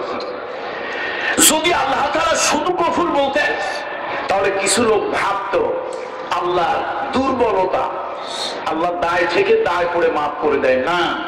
আল্লাহকে শোনো, আমি আল্লাহর ক্ষমতা আছে, যার ক্ষমতা আছে শক্তিশালী সে যদি ক্ষমা করে দেয় এইটা হলো আসল ক্ষমা। কথা ঠিক কিনা বলেন? আপনার ক্ষমতাই নাই, আপনি দুর্বল। আপনি একজনে মাফ করে দিলেন, মাফ তো আপনি ইচ্ছে করে করে দেন নাই, ওর অত্যাচারের ভয়ে আপনি মাফ করে দিয়েছেন। কথা ঠিক কিনা? তাহলে ওর থাপ্পড় একটা দিয়েছে, ওরে আরেকটা থাপ্পড় দেওয়ার ক্ষমতা, 10টা থাপ্পড় দেওয়ার ক্ষমতা আপনার আছে, কিন্তু আপনি সহ্য করেছেন, ধৈর্য ধারণ করেছেন, ওকে মাফ করে দিয়েছেন। যা করে মাফ করে দিলাম, এটা মাফ। কিন্তু সমাজে দেখেন না কিছু লোক কিয়ামতের আলামতের হাদিসের মধ্যে আসছে, আজকে বলবো না, আবার যদি কোনোদিন আসি বলবো। কিয়ামতের আলামতের কিছু হাদিস আছে, নবীজি বলেছেন সহিহ হাদিস, তার মধ্যে আছে কিয়ামতের আগে কিছু লোকের মানুষ সালাম দেবে ইজ্জত করে নয়, তাদের অত্যাচার থেকে বাঁচার ভয়। সালাম দেবে কিসের ভয়ে? তাদের অনিষ্ট থেকে বাঁচার ভয়ে, তাদের সন্ত্রাস থেকে বাঁচার ভয়ে, তাদেরকে সম্মান করে ইজ্জত করে মোহাব্বত করে সালাম দেবে না, তাদের অত্যাচার থেকে বাঁচার জন্য তাদেরকে সালাম দেবে। সেটা চালু হয়েছে কি হয় নাই করে বলে এরকম হয়ে গেছে। দেখেন আল্লাহ তাআলা শব্দ চয়ন, ওয়া হুয়া আজিজুল গফুর। শোনো, আমি মহা পরাক্রমশালী, যা ইচ্ছা তাই করতে পারি, কিন্তু আমি আল্লাহ তাআলা তারপরও ক্ষমাশীল। যদি তোমরা বিনয়ী হয়ে আমার কাছে আসো, আমি আল্লাহ তোমাদেরকে শাস্তি দেওয়া, তোমাদেরকে পানিশমেন্ট দেওয়া, তোমাদেরকে উচিত শিক্ষা দেওয়া, তোমাদেরকে নিশ্চিহ্ন করে দেওয়া, তোমাদেরকে দুর্যোগ দেওয়ার, তোমাদেরকে মহামারী দেওয়ার, তোমাদেরকে ডিজাস্টার দেওয়ার ক্ষমতা আমি আল্লাহর আছে। কিন্তু আমি আল্লাহ তাআলা ক্ষমা করে দেই তোমাদেরকে, শাস্তি না দিয়ে আমি আল্লাহ তাআলা তোমাদেরকে ক্ষমা করে দেব। এটা আল্লাহর মহত্ব। আল্লাহু আকবার। এরপরে আল্লাহ তাআলা বলেন, আল্লাযী খালাকা সাবআ সামাওয়াতিন তিবাকা মা তারা ফি খালকির রাহমানি মিন তাফাউতিন ফারজি'ল বাসারা হাল তারা মিন ফুতুর। আল্লাহ বলেন, আমি আল্লাহ, আমার কুদরত দেখো। আল্লাযী খালাকা সাবআ সামাওয়াতিন, আমি আল্লাহ তাআলা তোমাদের উপরে 7টা আসমান সৃষ্টি করেছি। খুঁটি ছাড়া বিশাল বড় আসমান আমি আল্লাহ সৃষ্টি করেছি। আর পৃথিবীর প্রথম আসমানটাকে আমি সুন্দর সুশোভিত করেছি, তারকা দিয়ে আমি সাজিয়েছি। 3 কারণে আল্লাহ তারকা দিয়েছেন। তাফসীরের ভিতরে আসছে, ইবনে কাসিরও এসেছে। বলেন তো কয় কারণে আল্লাহ আকাশে তারকা দিয়েছেন? তাফসীরে ইবনে কাসিরের কথা 3 কারণে। একটি হলো আকাশকে আল্লাহ তাআলা সুন্দর সুশোভিত করেছেন, সাজিয়েছেন।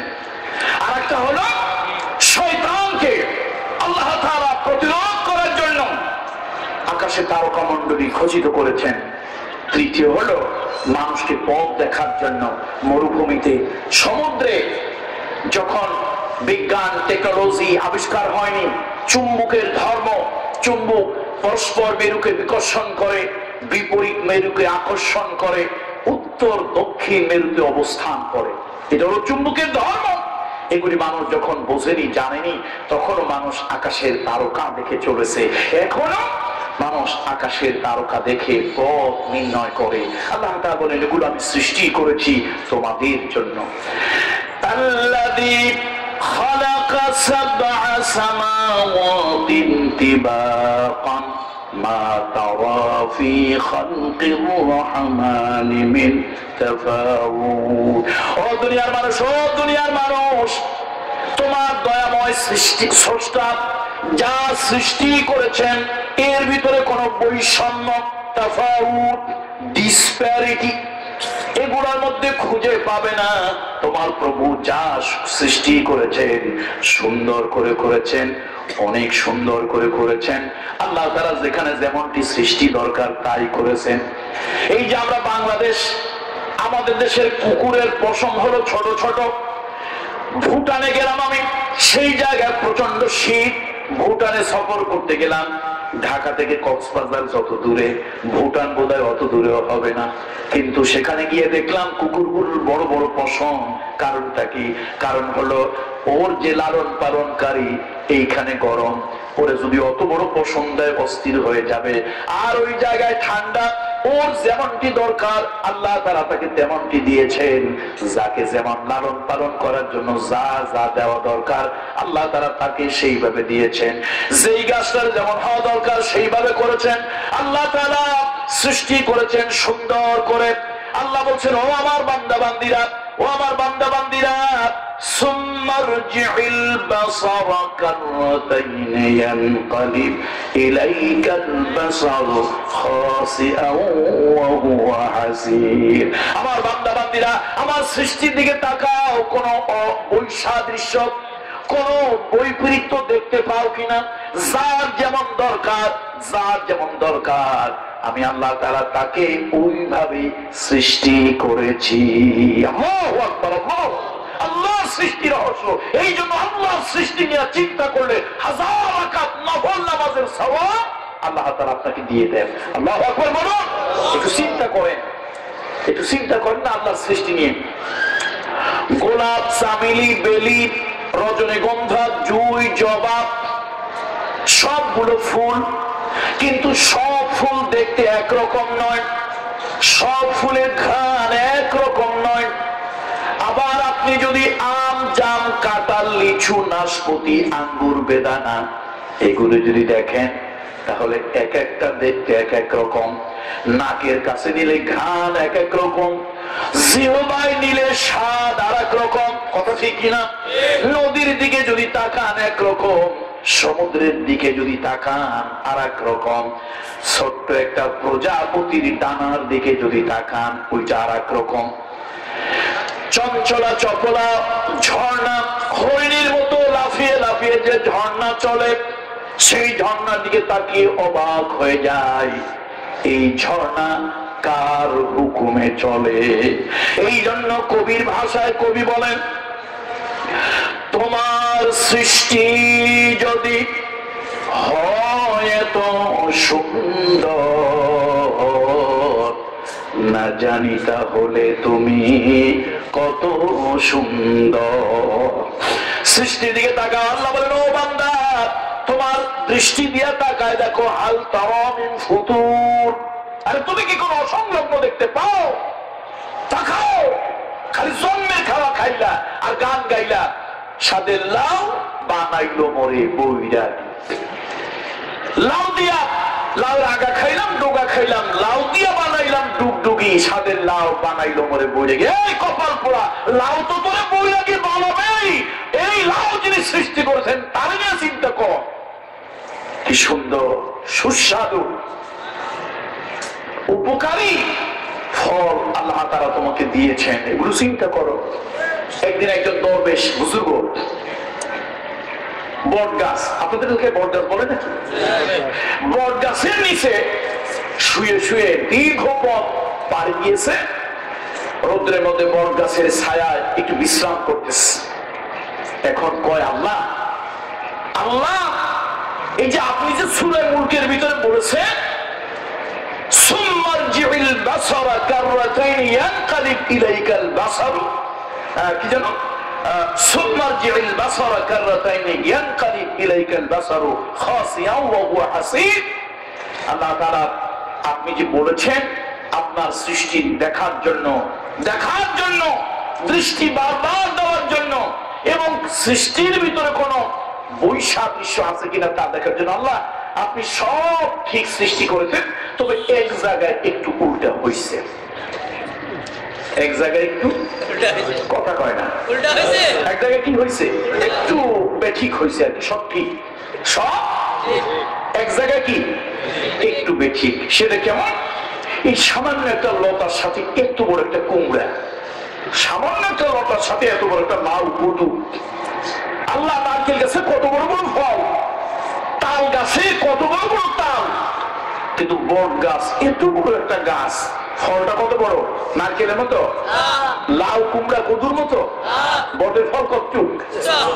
ছোট্ট। আল্লাহ আপনি আমার গুনাহ গুনাহ নিয়েন না, আপনি আমার প্রতি অসন্তুষ্ট হইয়েন না। আপনি বলছেন সৃষ্টির ভিতরে তাকাও দেখো, তাই আপনার কথা আমি দেখলাম, সব জায়গায় ঠিক বানিয়েছেন, তবে এই জায়গায় একটু কেমন কেমন হইছে। এত বড় গাছের ফলটা আর একটু বড় হইলে কি হইতো, ভালো হইতো। চিন্তা করতেছে, হঠাৎ করে পাখি একটা, বট গাছে পাখি, ওই বটের ফলের মধ্যে ঠোঁট দিয়ে মারছে খোঁচা। ফলটা বৃন্তচ্যুত হয়ে বোটার থেকে খসে ডালের উপরে পড়ছে, ডালের উপর থেকে তার নাকের উপরে গিয়ে পড়ছে। কোথায় পড়ছে? নাকের উপর। যেই না পড়ছে, নাকটা তো জ্বলে পুড়ে উঠছে, চোখ দিয়ে পানি বের হয়েছে। কয় আল্লাহ আলহামদুলিল্লাহ, আল্লাহ আলহামদুলিল্লাহ, আল্লাহ আপনারটা ঠিক আছে, আমারটা ভুল। যদি বিশাল বড় বড় লাউয়ের মতো একটা বটের দানা হতো, অথবা যদি নারকেল গাছের নারকেলের মতোই যদি হতো, আর ওইটা যদি এখন আমার নাকের উপরে পড়তো, কথা বোঝেন নাই কি হইতো? আরে কি হইতো? শেষ। দেখছেন আল্লাহ তাআলা। আশা করি থানভী সাহেব, একটা গল্প আমার মনে পড়ছে কথা বলতে গিয়া। এক লোক ভাল্লুক পালতো, ভাল্লুক দিয়েছে অনেক কাজ করাতো। একদিন প্রচন্ড গরম, শেষে ভাল্লুকরে বড় একটা পাখা এনে দিয়েছে, দেখাই দিছে এই সামনের দুই পাও এরকম করো।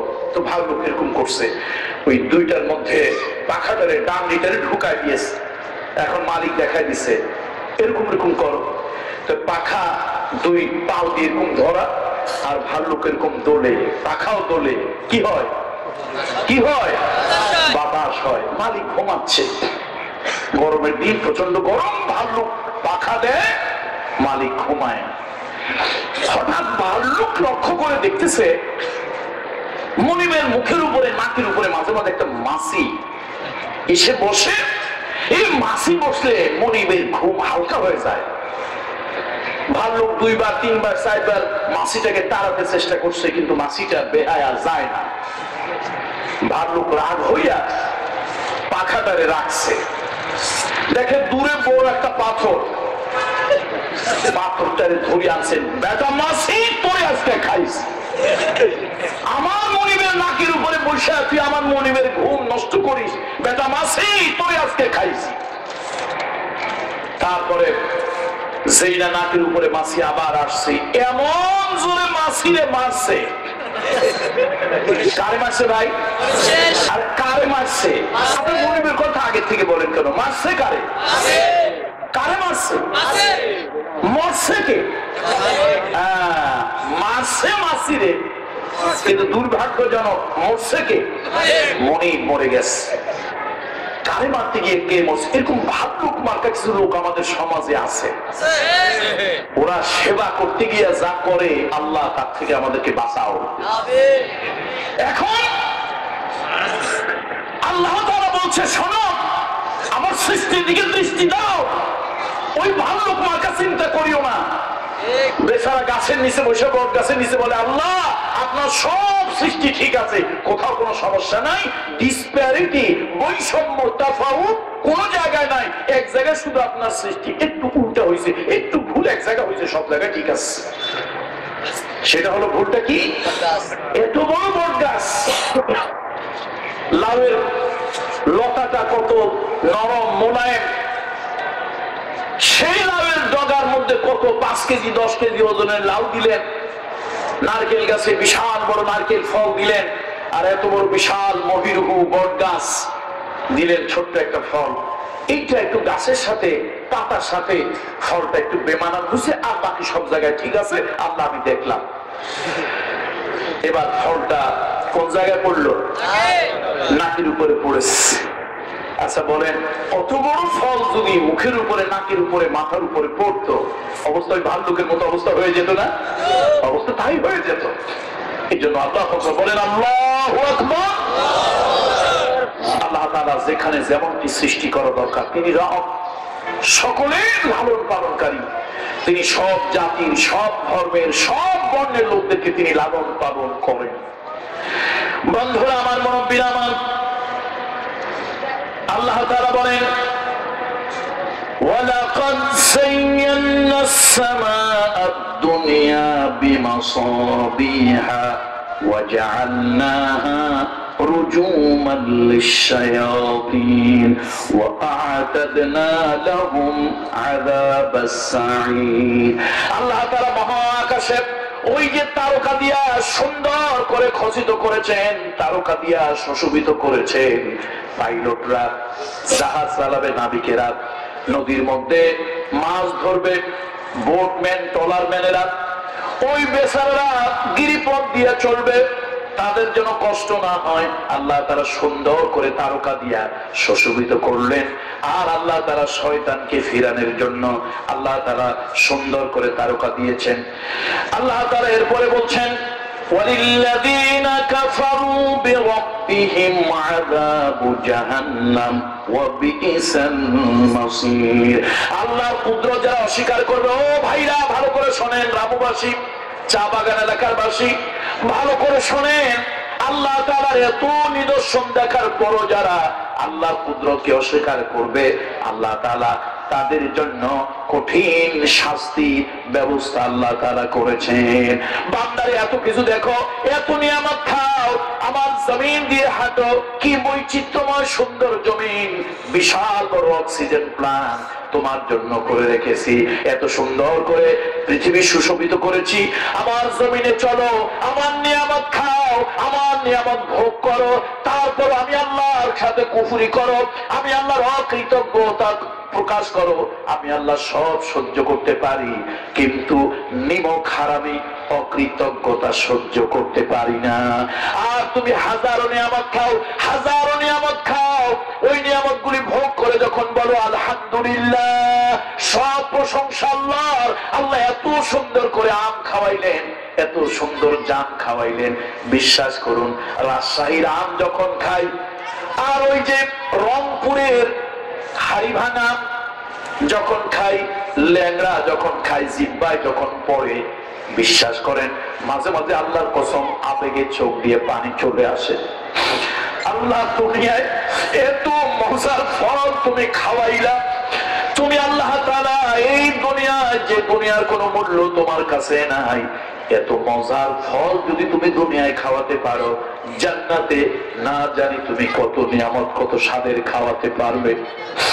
বন্ধুরা আমার, এই জন্য আল্লাহ তাআলা বলেন বান্দা তোর জন্য সৃষ্টি করেছি, তুই যদি এগুলি খেয়ে আমি আল্লাহর শুকরিয়া আদায় করো, আমি আল্লাহ খুশি হই, আমি আল্লাহর গোলামি যদি করো খুশি হই, আর যদি আমি আল্লাহরে অস্বীকার করো, কাইফা তাকফুরুনা বিল্লাহি ওয়া কুনতুম আমওয়াতান ফাআহইয়াকুম সুম্মা ইউমীতুকুম সুম্মা ইউহয়ীকুম সুম্মা ইলাইহি তুরজাউন।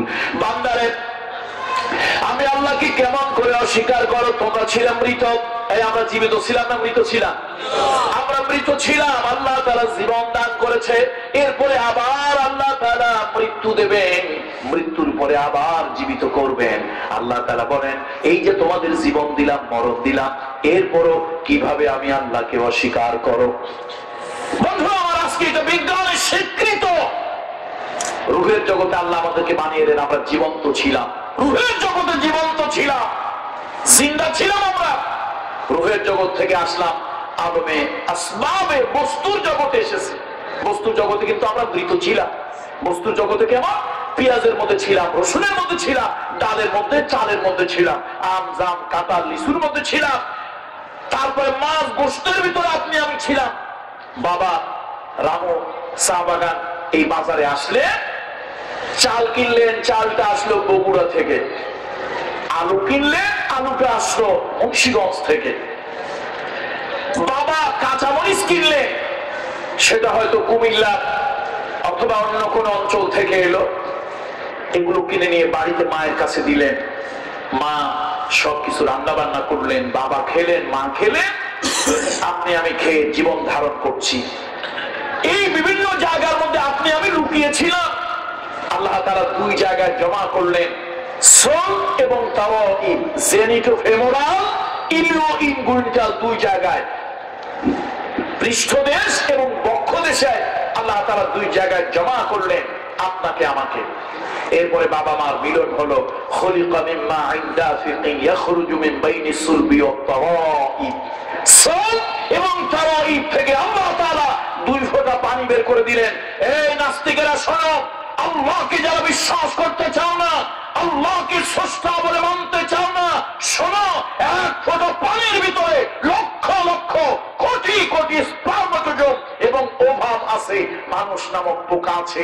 নির্দিষ্ট পরিমাণে পোকা, নির্দিষ্ট পরিমাণে স্পার্মাটোজোম, নির্দিষ্ট পরিমাণে ওভাম যদি তোমার মায়ের জরায়ু ফি কারারিন মাকিনের মধ্যে যদি না যেত, সলিমদ্দি এত বড় বড় দাফা দাফা মার্কা কথা বলো আর মিছিল করো, এই কণ্ঠ কে দিয়েছে তোমাকে? কার জমিনে হাঁটো? তোর বাবা জমিন বানিয়েছে? যদি তোর বাপ কোন জমিন বানিয়ে থাকে সেই জমিনে চলে যা। এই জমিন আল্লাহর সৃষ্টি। এই জমিনে অক্সিজেন না, অক্সিজেন আল্লাহ, বিশাল বড় অক্সিজেন প্লান্ট, এটা আল্লাহ। সুতরাং আল্লাহ আল্লাহ বলে আমার একটু স্বীকার করো, আমার কাছে মস্তক অবনত করো, আমি খুশি হই। আমার বান্দার জন্য এত নাজ নিয়ামত করেছি, আমার বান্দা খাইয়া শুকরিয়া আদায় করে, আমি আল্লাহ খুশি হই। বন্ধুরা, আমার বাবা মা ঘুমিয়ে গেলেন, আল্লাহ তাআলা তার কুদরত দিয়ে ওই জায়গায় 23 জোড়া স্পার্মাটোজোম, 23 জোড়া ওভাম ঢুকিয়ে দিলেন একটা সুরক্ষিত ইন্টেনসিভ কেয়ার ইউনিটের ভিতরে। সেখানে দেখেন, এই দুনিয়ায় কাঠের উপরে নকশা হয়, পাথরের উপরে নকশা হয়, কাগজে নকশা হয়, মোটা কাপড়ে নকশা হয়, কিন্তু পানির উপরে নকশা হয় না।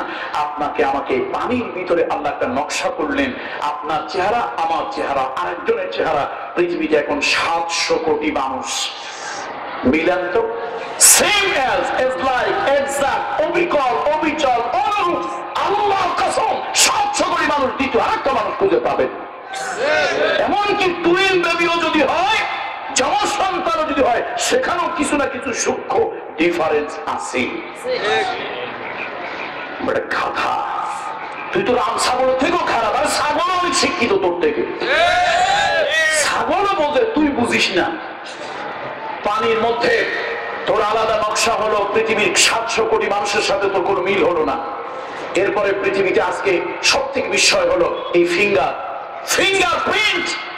আজকে পৃথিবীর অপরাধীদেরকে ধরার জন্য এই যে বুড়া আঙ্গুলটা 1 ইঞ্চি ব্যাসার্ধের এই যে আঙ্গুল, আল্লাহ, পৃথিবীতে 700 কোটি মানুষের 1400 কোটি হাত, হুবহু কারো ফিঙ্গার প্রিন্টের সাথে কারো ফিঙ্গার প্রিন্ট মিলছে না। এত কুদরত আল্লাহ তাআলা ছড়িয়ে দিয়েছেন, এরপর তুমি স্রষ্টাকে খুঁজে পাও না? তুই তো অন্ধ, পাবি কেমনে? আচ্ছা বলেন তো, চোখে যদি কেউ লাল চশমা লাগায়, দুনিয়া কি সাদা দেখে না কালো দেখে? কথা কয় না রামুর লোকজন? লাল দেখে, কারণটা কি? ও চশমা লাগাইছে লাল। নাস্তিকতাবাদের চশমা যদি কারো চোখে থাকে, অনেক পাড়াইয়া ধরে শিক্ষা দিলে অশিক্ষা হবে না। একটু চিন্তা করবে না, কার জমিনে চলিস? আল্লাহ আল্লাহ। যাও, সূরা মুলক, এখান থেকে আলোচনা আমরা করছিলাম। কোরআন কারীমের মুজিজা হলো আলোচনা শুরু হবে কিন্তু আলোচনা শেষ হবে না। আল্লাহ তাআলা তার সার্বভৌমত্বের কথা দিয়ে সূরা মুলক আল্লাহ তাআলা শুরু করেছেন। এরপরে মানুষের জীবনের ইউনিভার্সাল ট্রুথ, চিরন্তন সত্য মৃত্যু, এটা আল্লাহ তাআলা মৃত্যুর কথা এনেছে।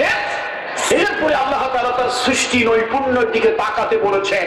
এত সুন্দর নৈপুণ্যময় সৃষ্টি, এত সুন্দর সৃষ্টির দিকে তাকাও, সৃষ্টির দিকে তাকালে তুমি আমারে খুঁজে পাবে। এই জন্য যারা আল্লাহর ওলি, এই জন্য যারা আল্লাহর ওলি, সৃষ্টির ভিতরে তারা আল্লাহরে খুঁজে পেয়েছেন। जिधर देखते हो मैं उधर तू ही तू, शजर में हजर में तेरे रंगे बू। আমি যদি পাহাড়ের দিকে তাকাই একরকম, সমুদ্রের দিকে তাকাই একরকম, ঝর্ণার দিকে তাকাই একরকম, গোলাপ চামেলি জুই জবা বেলি ফুলের দিকে তাকাই আর একরকম, আমি যদি মাছ গোশের দিকে তাকাই একরকম, আমি যদি ফুল ফলের দিকে তাকাই একরকম। যার যার আলাদা আলাদা সেন্ট, আলাদা আলাদা স্বাদ, আলাদা আলাদা সৌন্দর্য। এত সুন্দর করে যিনি সৃষ্টি করেছেন তিনি না জানি কত সুন্দর। এই জন্য আল্লাহ তাআলা তার সৃষ্টি নৈপুণ্য নিয়ে বারবার বলেছেন, ও বান্দা আমার সৃষ্টি নৈপুণ্য নিয়ে বারবার চিন্তা করো, দেখো হাল তারা মিন ফুতুর, আমার সৃষ্টির ভিতরে কি অসাদৃশ্য বৈসাদৃশ্য তুমি কি কিছু দেখছো? না, পাবে না, পাবে না, বারবার চোখ ফিরাও। বন্ধুরা আমার, এরপরে আল্লাহ তাআলা একটা কঠিন সত্যের কথা বলেছে, কিয়ামতের কঠিন ময়দান হবে, বড় ভয়াবহ বিভীষিকাময় ময়দান। মা তার সন্তানকে ভুলে যাবে, স্বামী তার স্ত্রীকে ভুলে যাবে, ভাই তার ভাইকে ভুলে যাবে, বন্ধু তার বন্ধুকে ভুলে যাবে। কঠিন সে সত্যের কথা আল্লাহ তাআলা এরপরে বলেছেন।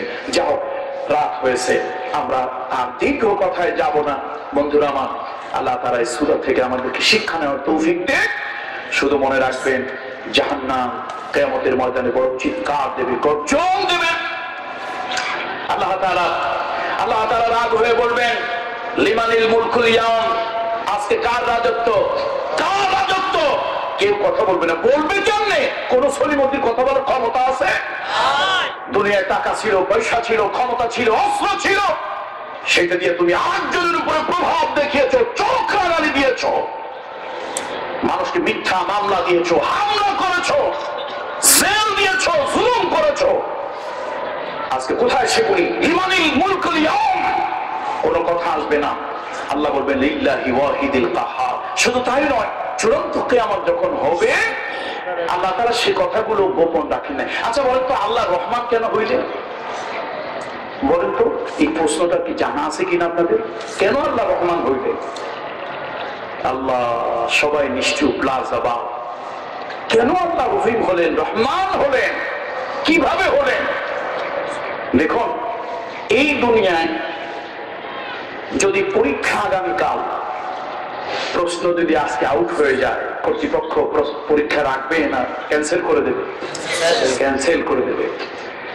বন্ধুরা আমার, এই দুনিয়ায় আগামীটা মানুষ যদি জেনে যায়, গোপন যদি জেনে যায়, সিক্রেসি যদি জেনে যায়, যেমন টাকা খুব দামি জিনিস, এটার সিক্রেসি মানুষ যদি জেনে যায়, তাহলে তো প্রত্যেকে তার ঘরে ঘরে টাকা বানানোর মেশিন শুরু করে দেবে, টাকা নিজে বানানো শুরু করে দেবে। অনেক কিছু আছে, গভর্নমেন্ট যখন জানতে পারবে বন্ধ করে দেবে সেটা। আল্লাহ তাআলা রহমান কেন হলেন? আগামীতে কি হবে, ভবিষ্যতে কি হবে, সব ভালো আর মন্দ বান্দার কাছে সব বলে দিয়া তারপরও আখিরাতের পরীক্ষাটাকে তিনি চালু রেখেছেন। যদি ভালো করো এই পাবে, যদি মন্দ করো তিরস্কৃত হবে, ভালো করলে পুরস্কৃত হবে। এই যে সব সিক্রেসি আউট করে দিয়ে, সব প্রশ্ন ফাঁস করে দিয়ে, পরের সব গোপনীয়তা আগে জানিয়ে দিয়ে, তারপরও বান্দার প্রতি আল্লাহ তাআলা ইহসান করেছেন। আল্লাহ তাআলা কোনো কিছু বাদ দেবেন না, এই জন্যই তিনি রহমান। আল্লাহু আকবার, এই জন্য তিনি কি? রহমান। এই জন্য আসুন একটু ভাবি, একটু ভাবি। কিয়ামতের ময়দানে সে কথাটা আল্লাহ বলে দিলেন। কিয়ামতের ময়দানে মানুষগুলো উদ্ভ্রান্তের মতো দৌড়াবে, আইনাল মাফার, আইনাল মাফার, কোথায় পালাবো, কোথায় লুকাবো, কোথায় ভাগবো? আল্লাহ তাআলা জানিয়ে দেবেন, কাল্লা লা ওয়াজরা ইলা রাব্বিকা ইয়াওমাইদিনিল মুস্তাকার, ভাগবা, পালাবা, গোপন করার আজকে কোথাও কোনো জায়গা নাই।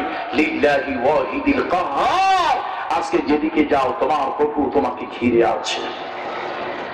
সুতরাং সূরা মুলক আল্লাহ তাআলার রাজ্য, সাম্রাজ্য, সার্বভৌমত্বের কথা, যে কথাগুলো আল্লাহ তাআলা বলেছেন সেগুলো যেন আমরা আমল করতে পারি। কিয়ামতের ভয়াবহতা, জাহান্নামের ভয়াবহতার কথা বলেছেন। আসুন আমরা সকলে আল্লাহর নবীর মতো বলি, আল্লাহুম্মা আজিরনা মিনান নার। যেই নবীর কোনো গুনাহ ছিল না, যেই নবীর কোনো গুনাহ ছিল না, ওহীর মাধ্যমে আল্লাহ তাআলা নবী মুহাম্মদ রাসূলুল্লাহ সাল্লাল্লাহু আলাইহি ওয়াসাল্লামকে আল্লাহ তাআলা মাসুম বেগুনাহ বানিয়ে দিয়েছেন। সেই নবী সকালবেলায় কেঁদে কেঁদে বলতেন, আল্লাহুম্মা হাসিবনি হিসাবান ইয়াসীরা, আল্লাহুম্মা আজিরনি মিনান নার। আল্লাহ আমার জন্য হিসাব সহজ করে দিয়েন, আমার জন্য হিসাব সহজ করে দিয়েন, জাহান্নাম থেকে আমাকে পরিত্রাণ দেন। আমার ভাইরা, আমার বাবাজিরা, পর্দার আড়ালের মা বোনেরা, যেই নবীকে আল্লাহ মাসুম বানিয়ে দিলেন সেই নবীও হিসাবের ভয়ে কেঁদেছেন। তাহলে আপনার আমার নজরে নজরে গুনাহ, কদমে কদমে গুনাহ, চলতে ফিরতে গুনাহ, এত গুনাহ, কেন আপনার দিলটা নরম হয় না? কেন আমার দিলটা নরম হয় না? কেন আপনার আমার মধ্যে বোধোদয় হয় না? কেন আপনার আমার মধ্যে বোধোদয় হয় না? আল্লাহুম্মা হাসিবনি হিসাবান ইয়াসীরা। আল্লাহ তাআলা ওই কিয়ামতের কঠিন ময়দানে, ওই কিয়ামতের কঠিন ময়দানে আপনি আমার জন্য সব সহজ করে দিয়েন। বন্ধুরা আমার, মানুষগুলো উদ্ভ্রান্তের মতো দৌড়াবে, পাগলের মতো দৌড়াবে। সেই কিয়ামতের ময়দানে 7 শ্রেণীর লোককে আল্লাহ তাআলা তার আরশের ছায়া তলে ছায়া দিয়ে দেবেন। আল্লাহ তাআলা আমরা বড় গুনাহগার, আমরা বড় পাপী, 7 শ্রেণীর লোকদেরকে তোমার আরশের ছায়ায় ছায়া দেবে। আল্লাহ তাআলা ওই দিন আমাদেরকেও তুমি ডেকে নিও। রব্বুল আলামিন, তোমার হাবিবকে তুমি হাউজে কাউসার দিয়ে দিয়েছো। তোমার হাবিব তার খলিফাদেরকে নিয়ে আল্লাহ ওই হাউজে কাউসারের পানি যখন বন্টন করবেন, তকসিম করবেন, এক পেয়ালা পানি খেলে 50,000 বছরের মধ্যে কোনো ক্ষুধা পিপাসা লাগবে না। রব্বুল আলামিন, আমরা বড় গুনাহগার, আমরা বড় পাপী বান্দা। কিয়ামতের ওই কঠিন ময়দানে তোমার হাবিবের হাতে এক পেয়ালা কাউসারের পানি আমাদের নসিব করে দিও আল্লাহ। বন্ধুরা আমার, বক্তব্য আমার শেষ। এই দুনিয়ায় কারো ঘাড়ে যদি একটা মামলা থাকে, লোকটা চিন্তায় অস্থির হয়ে যায়। ও দুনিয়ার ভাইরা, বন্ধুরা, ও বাবাজিরা, আল্লাহ তাআলা প্রত্যেকটা মানুষের ঘাড়ে 5টা মামলা দিয়েছেন। একটা মামলারও কোনো জামিন হবে না। প্রথম নম্বরে মামলার নাম হলো মৃত্যু, 2 নম্বরে মামলার নাম হলো কবর, 3 নম্বরে মামলার নাম হলো হাসর, 4 নম্বরে মামলার নাম হলো মিজান, 5 নম্বরে মামলার নাম হলো পুলসিরাত। এই যে 5টা মামলা আল্লাহ তাআলা ঘাড়ে দিয়েছেন, একটারও জামিন হবে না। প্রথম হলো মৃত্যু। কালো বলেন, ফর্সা বলেন, ধনী বলেন, গরিব বলেন, প্রাচ্যের বলেন, পাশ্চাত্যের বলেন, মৃত্যু কিন্তু আসবেই আসবে। দুনিয়ায় মৃত্যু আসবেই আসবে, মৃত্যুর হাত থেকে কেউ বাঁচতে পারে নাই। 2 নম্বরে কবর। কবর বড় মুসিবতের জায়গা। হযরত ওসমান রাদিয়াল্লাহু তাআলা আনহু কবর দেখে অস্থির হয়ে যেতেন, কাঁদতেন। লোকেরা বলতো, ও আল্লাহর নবীর জামাতা, আপনি কবর দেখে এত অস্থির কেন হন? তিনি বলতেন, শোনো, আখিরাতের প্রথম স্টেশন হলো কবর। এই কবরে যদি কেউ ধরা পড়ে যায়, মিজানে সিরাতে সব জায়গায় ধরা পড়ে যাবে। কবরটা যদি আসান হয়ে যায়, সব জায়গায় তার জন্য আসান হয়ে যাবে। 3 নম্বরে হাসরের ময়দান। বড় ভয়াবহ, বড় ভয়াবহ। যেদিন মাথার উপর সূর্য থাকবে, সূর্যের কিরণে মানুষের ঘিলুগুলো নাক এবং কান দিয়ে গলে গলে পড়বে, জিহ্বাটা নাভি পর্যন্ত ঝুলে পড়বে। মানুষ অস্থির হয়ে পাগলের মতো শুধু দৌড়াতে থাকবে। 4 নম্বরে আল্লাহর কঠিন বিচার শুরু হবে। আল-ইয়াওমা নাখতিমু আলা আফওয়াহিহিম ওয়া তুকাল্লিমুনা আইদিহিম ওয়া তাশহাদু আরজুলুহুম। আল্লাহ তাআলা বলেন, বান্দারে, ওই কিয়ামতের ময়দানে তোমাদের মুখের মধ্যে আমি মোহর লাগিয়ে দেব। হাত কথা বলবে, পা কথা বলবে, সমস্ত অঙ্গ প্রত্যঙ্গ কথা বলবে, আপনার আমার বিরুদ্ধে সাক্ষী দেবে। ওই কিয়ামতের ময়দান আপনার আমার জন্য বড় ভয়াবহ হয়ে যাবে। আল্লাহ তাআলা আমাদের জন্য কিয়ামতটা যেন সহজ করে দেন, বিচার যেন আল্লাহ সহজ করে দেন। 5 নম্বরে পুলসিরাত। বড় কঠিন পুলসিরাত। আল্লাহ বলবেন, ও বান্দা বান্দিরা, পুলসিরাত পার হয়ে যাও। এই পুলসিরাত পার হতে গিয়া কত মানুষ কেটে নিচে জাহান্নামে পড়ে যাবে, পদস্খলন হয়ে জাহান্নামে পড়ে যাবে। ওই পারে জান্নাত, নিচে জাহান্নাম। এই পারে হলো আখিরাতের ময়দান। আল্লাহ তাআলার নির্দেশে পুলসিরাত পার হতে হবে। আল্লাহ তাআলা, আমরা বড় গুনাহগার, আল্লাহ তাআলা, আমরা বড় গুনাহগার। ওই পুলসিরাত আমাদের জন্য সহজ করে দিয়ে। اللهم صل على محمد وعلى آل محمد كما صليت على إبراهيم وعلى آل إبراهيم إنك حميد مجيد. اللهم بارك على محمد وعلى آل محمد كما باركت على إبراهيم وعلى آل إبراهيم إنك حميد مجيد. حلف الفضول যুব সংসদ প্রতি বছর তারা এই মাহফিলটার আয়োজন করেন। আমার আরুল ভাই অনেক দিন থেকে, আগের থেকেই প্রায় 1 বছর থেকেই আমাকে বারবার ফোন করেন। বেচারা থাকেন সৌদি আরব, কিন্তু মনটা আপনাদের মধ্যে থাকে, অসংখ্যবার আমাকে বলেছেন। আর আমি ওনার এই আচার আচরণ ব্যবহার, আমার দুর্দিন বিপদের দিন সব দিনই উনি আমার অত্যন্ত বন্ধুর মতো, ভাইয়ের মতো আমার পাশে ছিলেন এবং আছেন। আমি সেজন্য ওনার এই দাওয়াতকে আমি উপেক্ষা করতে পারিনি। না হলে আপনাদের যে জনউপস্থিতি, খুব যে আগ্রহ নিয়ে মাহফিলটা নিয়েছি তা না। তো যাই হোক, এলাকাবাসীদেরকে বলবো কোরআনের কথা শোনার জন্য আসবেন। 3টা জিনিস সার্বজনীন বলেছিলাম। মাহফিল হয়তো কোনো দলের লোক দিতে পারে, মাহফিল হয়তো কোনো সংগঠনের লোক দিতে পারে, কিন্তু কোরআনটা কোনো দলের না। আমার তো আল্লাহর মেহেরবানি, আমি হিন্দু এলাকায়, মানে এক সময় আমাদের এলাকার ম্যাক্সিমাম পপুলেশন ছিল হিন্দু, মাইনরিটি ছিল মুসলমান। এখন মুসলমান মেজরিটি, ওরা হলো মাইনরিটি। আমাদের এলাকায় অনেক ভিন্ন ধর্মের লোকেরা আছে, তারা আমাদের প্রোগ্রামে আসে। আমার তো অনেক তফসির মাহফিলে ভিন্ন ধর্মের লোকেরাও আসে। কোরআন সার্বজনীন, কোরআন মানুষের মস্তিষ্কে জ্ঞানের আলো প্রজ্বলিত করে। কোরআন কোনো উগ্রতা ছড়ায় না, কোরআন কোনো অসভ্যতা ছড়ায় না। শালীনতা, ভদ্রতা, আন্তরিকতা, মানবিকতা, এগুলি কোরআন শিক্ষা দেয়। আদ-দীন আন-নাসিহা। সুতরাং আপনারা, আমি জানি না, হয়তো আপনাদের এলাকা, অনেক এলাকা আছে যে এই দলের মাহফিল আমরা যাবো না, ওই দলের মাহফিল ওরা আসবে না, ইত্যাদি ইত্যাদি। এরকম অনেক জায়গায় ওরকম পাঠ হয়েছে। আমি জানি না আপনাদের এরকম কোনো কিছু আছে কিনা।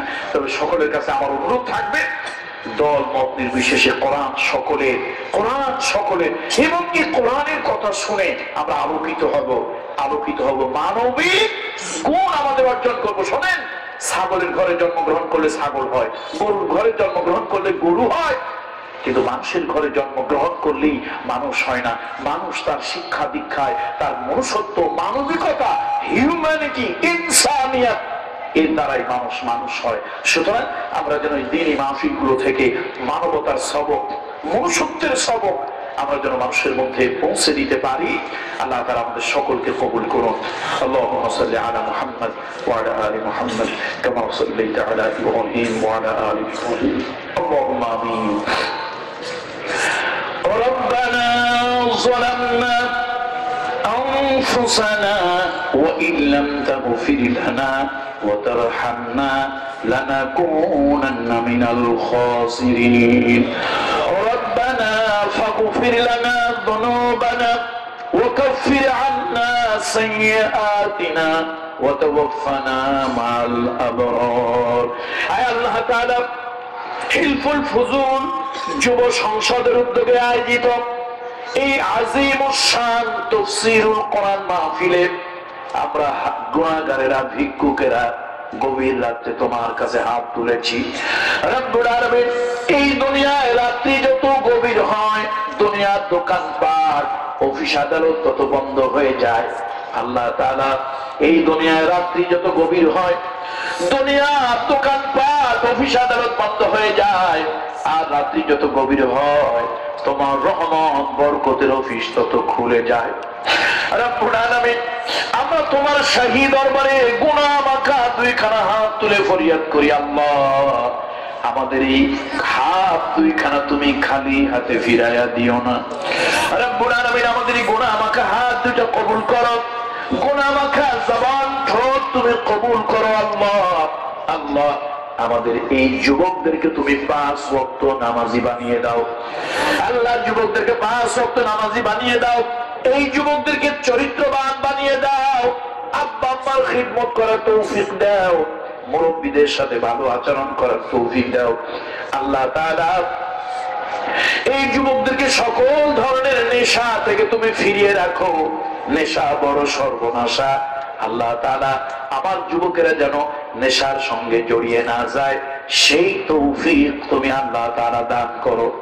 রব্বুল আলামিন, এই মাহফিলখানা কিয়ামত পর্যন্ত দায়েম ও কায়েম রাখো। আল্লাহ, যারা টাকা দিয়া, পয়সা দিয়া, শ্রম দিয়া, মেধা দিয়া এই মাহফিলটা বাস্তবায়ন করলেন, এর বিনিময়ে তাদেরকে উত্তম জাযা তুমি আল্লাহ তাআলা দান করো। রব্বুল আলামিন, চতুর্দিকে যত মুর্দেগানরা শুয়ে আছে, সকলের কবরের আযাব মাফ করে দাও। আমাদের আব্বা আম্মা যারা দুনিয়া থেকে বিদায় হয়েছে, আল্লাহ তাআলা দয়া করে তাদেরকেও তুমি মাফ করে দাও। রাব্বিরহামহুমা কামা রাব্বায়ানি সাগীরা, রাব্বিরহামহুমা কামা রাব্বায়ানি সাগীরা। আয় আল্লাহ তাআলা, দিলের মধ্যে বড় ব্যথা, দিলের মধ্যে বড় যন্ত্রণা। আবু জাহাল তোমার রাসূলকে দেখলো, আবু লাহাব তোমার রাসূলকে দেখলো, মক্কার জালিম কাফেরেরা তোমার হাবিবের গায়ে যারা পাথর মারলো, ওই জালিমেরা তোমার রাসূলকে দেখলো, কিন্তু উম্মত হয়ে আমরা দেখতে পারলাম না। রব্বুল আলামিন তোমার কুদরতি কদম ধরে বলি আল্লাহ, তাম জীবনের ভিতরে একদিনের জন্য হলেও, একবারের জন্য হলেও স্বপ্নের ভিতরে রাসূলের সঙ্গে দেখা করা নসিব করে দিও আল্লাহ। মক্কা যাওয়ার তামান্না, মদিনা জিয়ারতের বাসনা যাদের দিলের মধ্যে আছে, সোনার মক্কা মদিনা জিয়ারত নসিব করিও। আয় আল্লাহ, এই সংগঠনের প্রবাসী বন্ধুরা যারা আছে আল্লাহ, বাংলাদেশীদের দিলটা অনেক বড়, হয়তো নিজে না খেয়ে আছে, কিন্তু আপনজনদেরকে আল্লাহ কখনো তা বুঝায় না, বাড়িতে বুঝায় না, আল্লাহ পরিবারের লোকজনদেরকে বুঝায় না।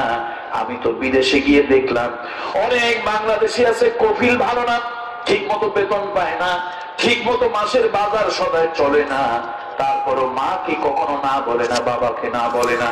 আল্লাহ, আমাদের যাদের সন্তানগুলো, ভাই বন্ধুগুলো বিদেশে আছে, রহমতের চাদর দিয়ে তুমি ঘিরে রাখো আল্লাহ, রহমতের চাদর দিয়ে ঘিরে রাখো, রহমতের চাদর দিয়ে ঘিরে রাখো আল্লাহ।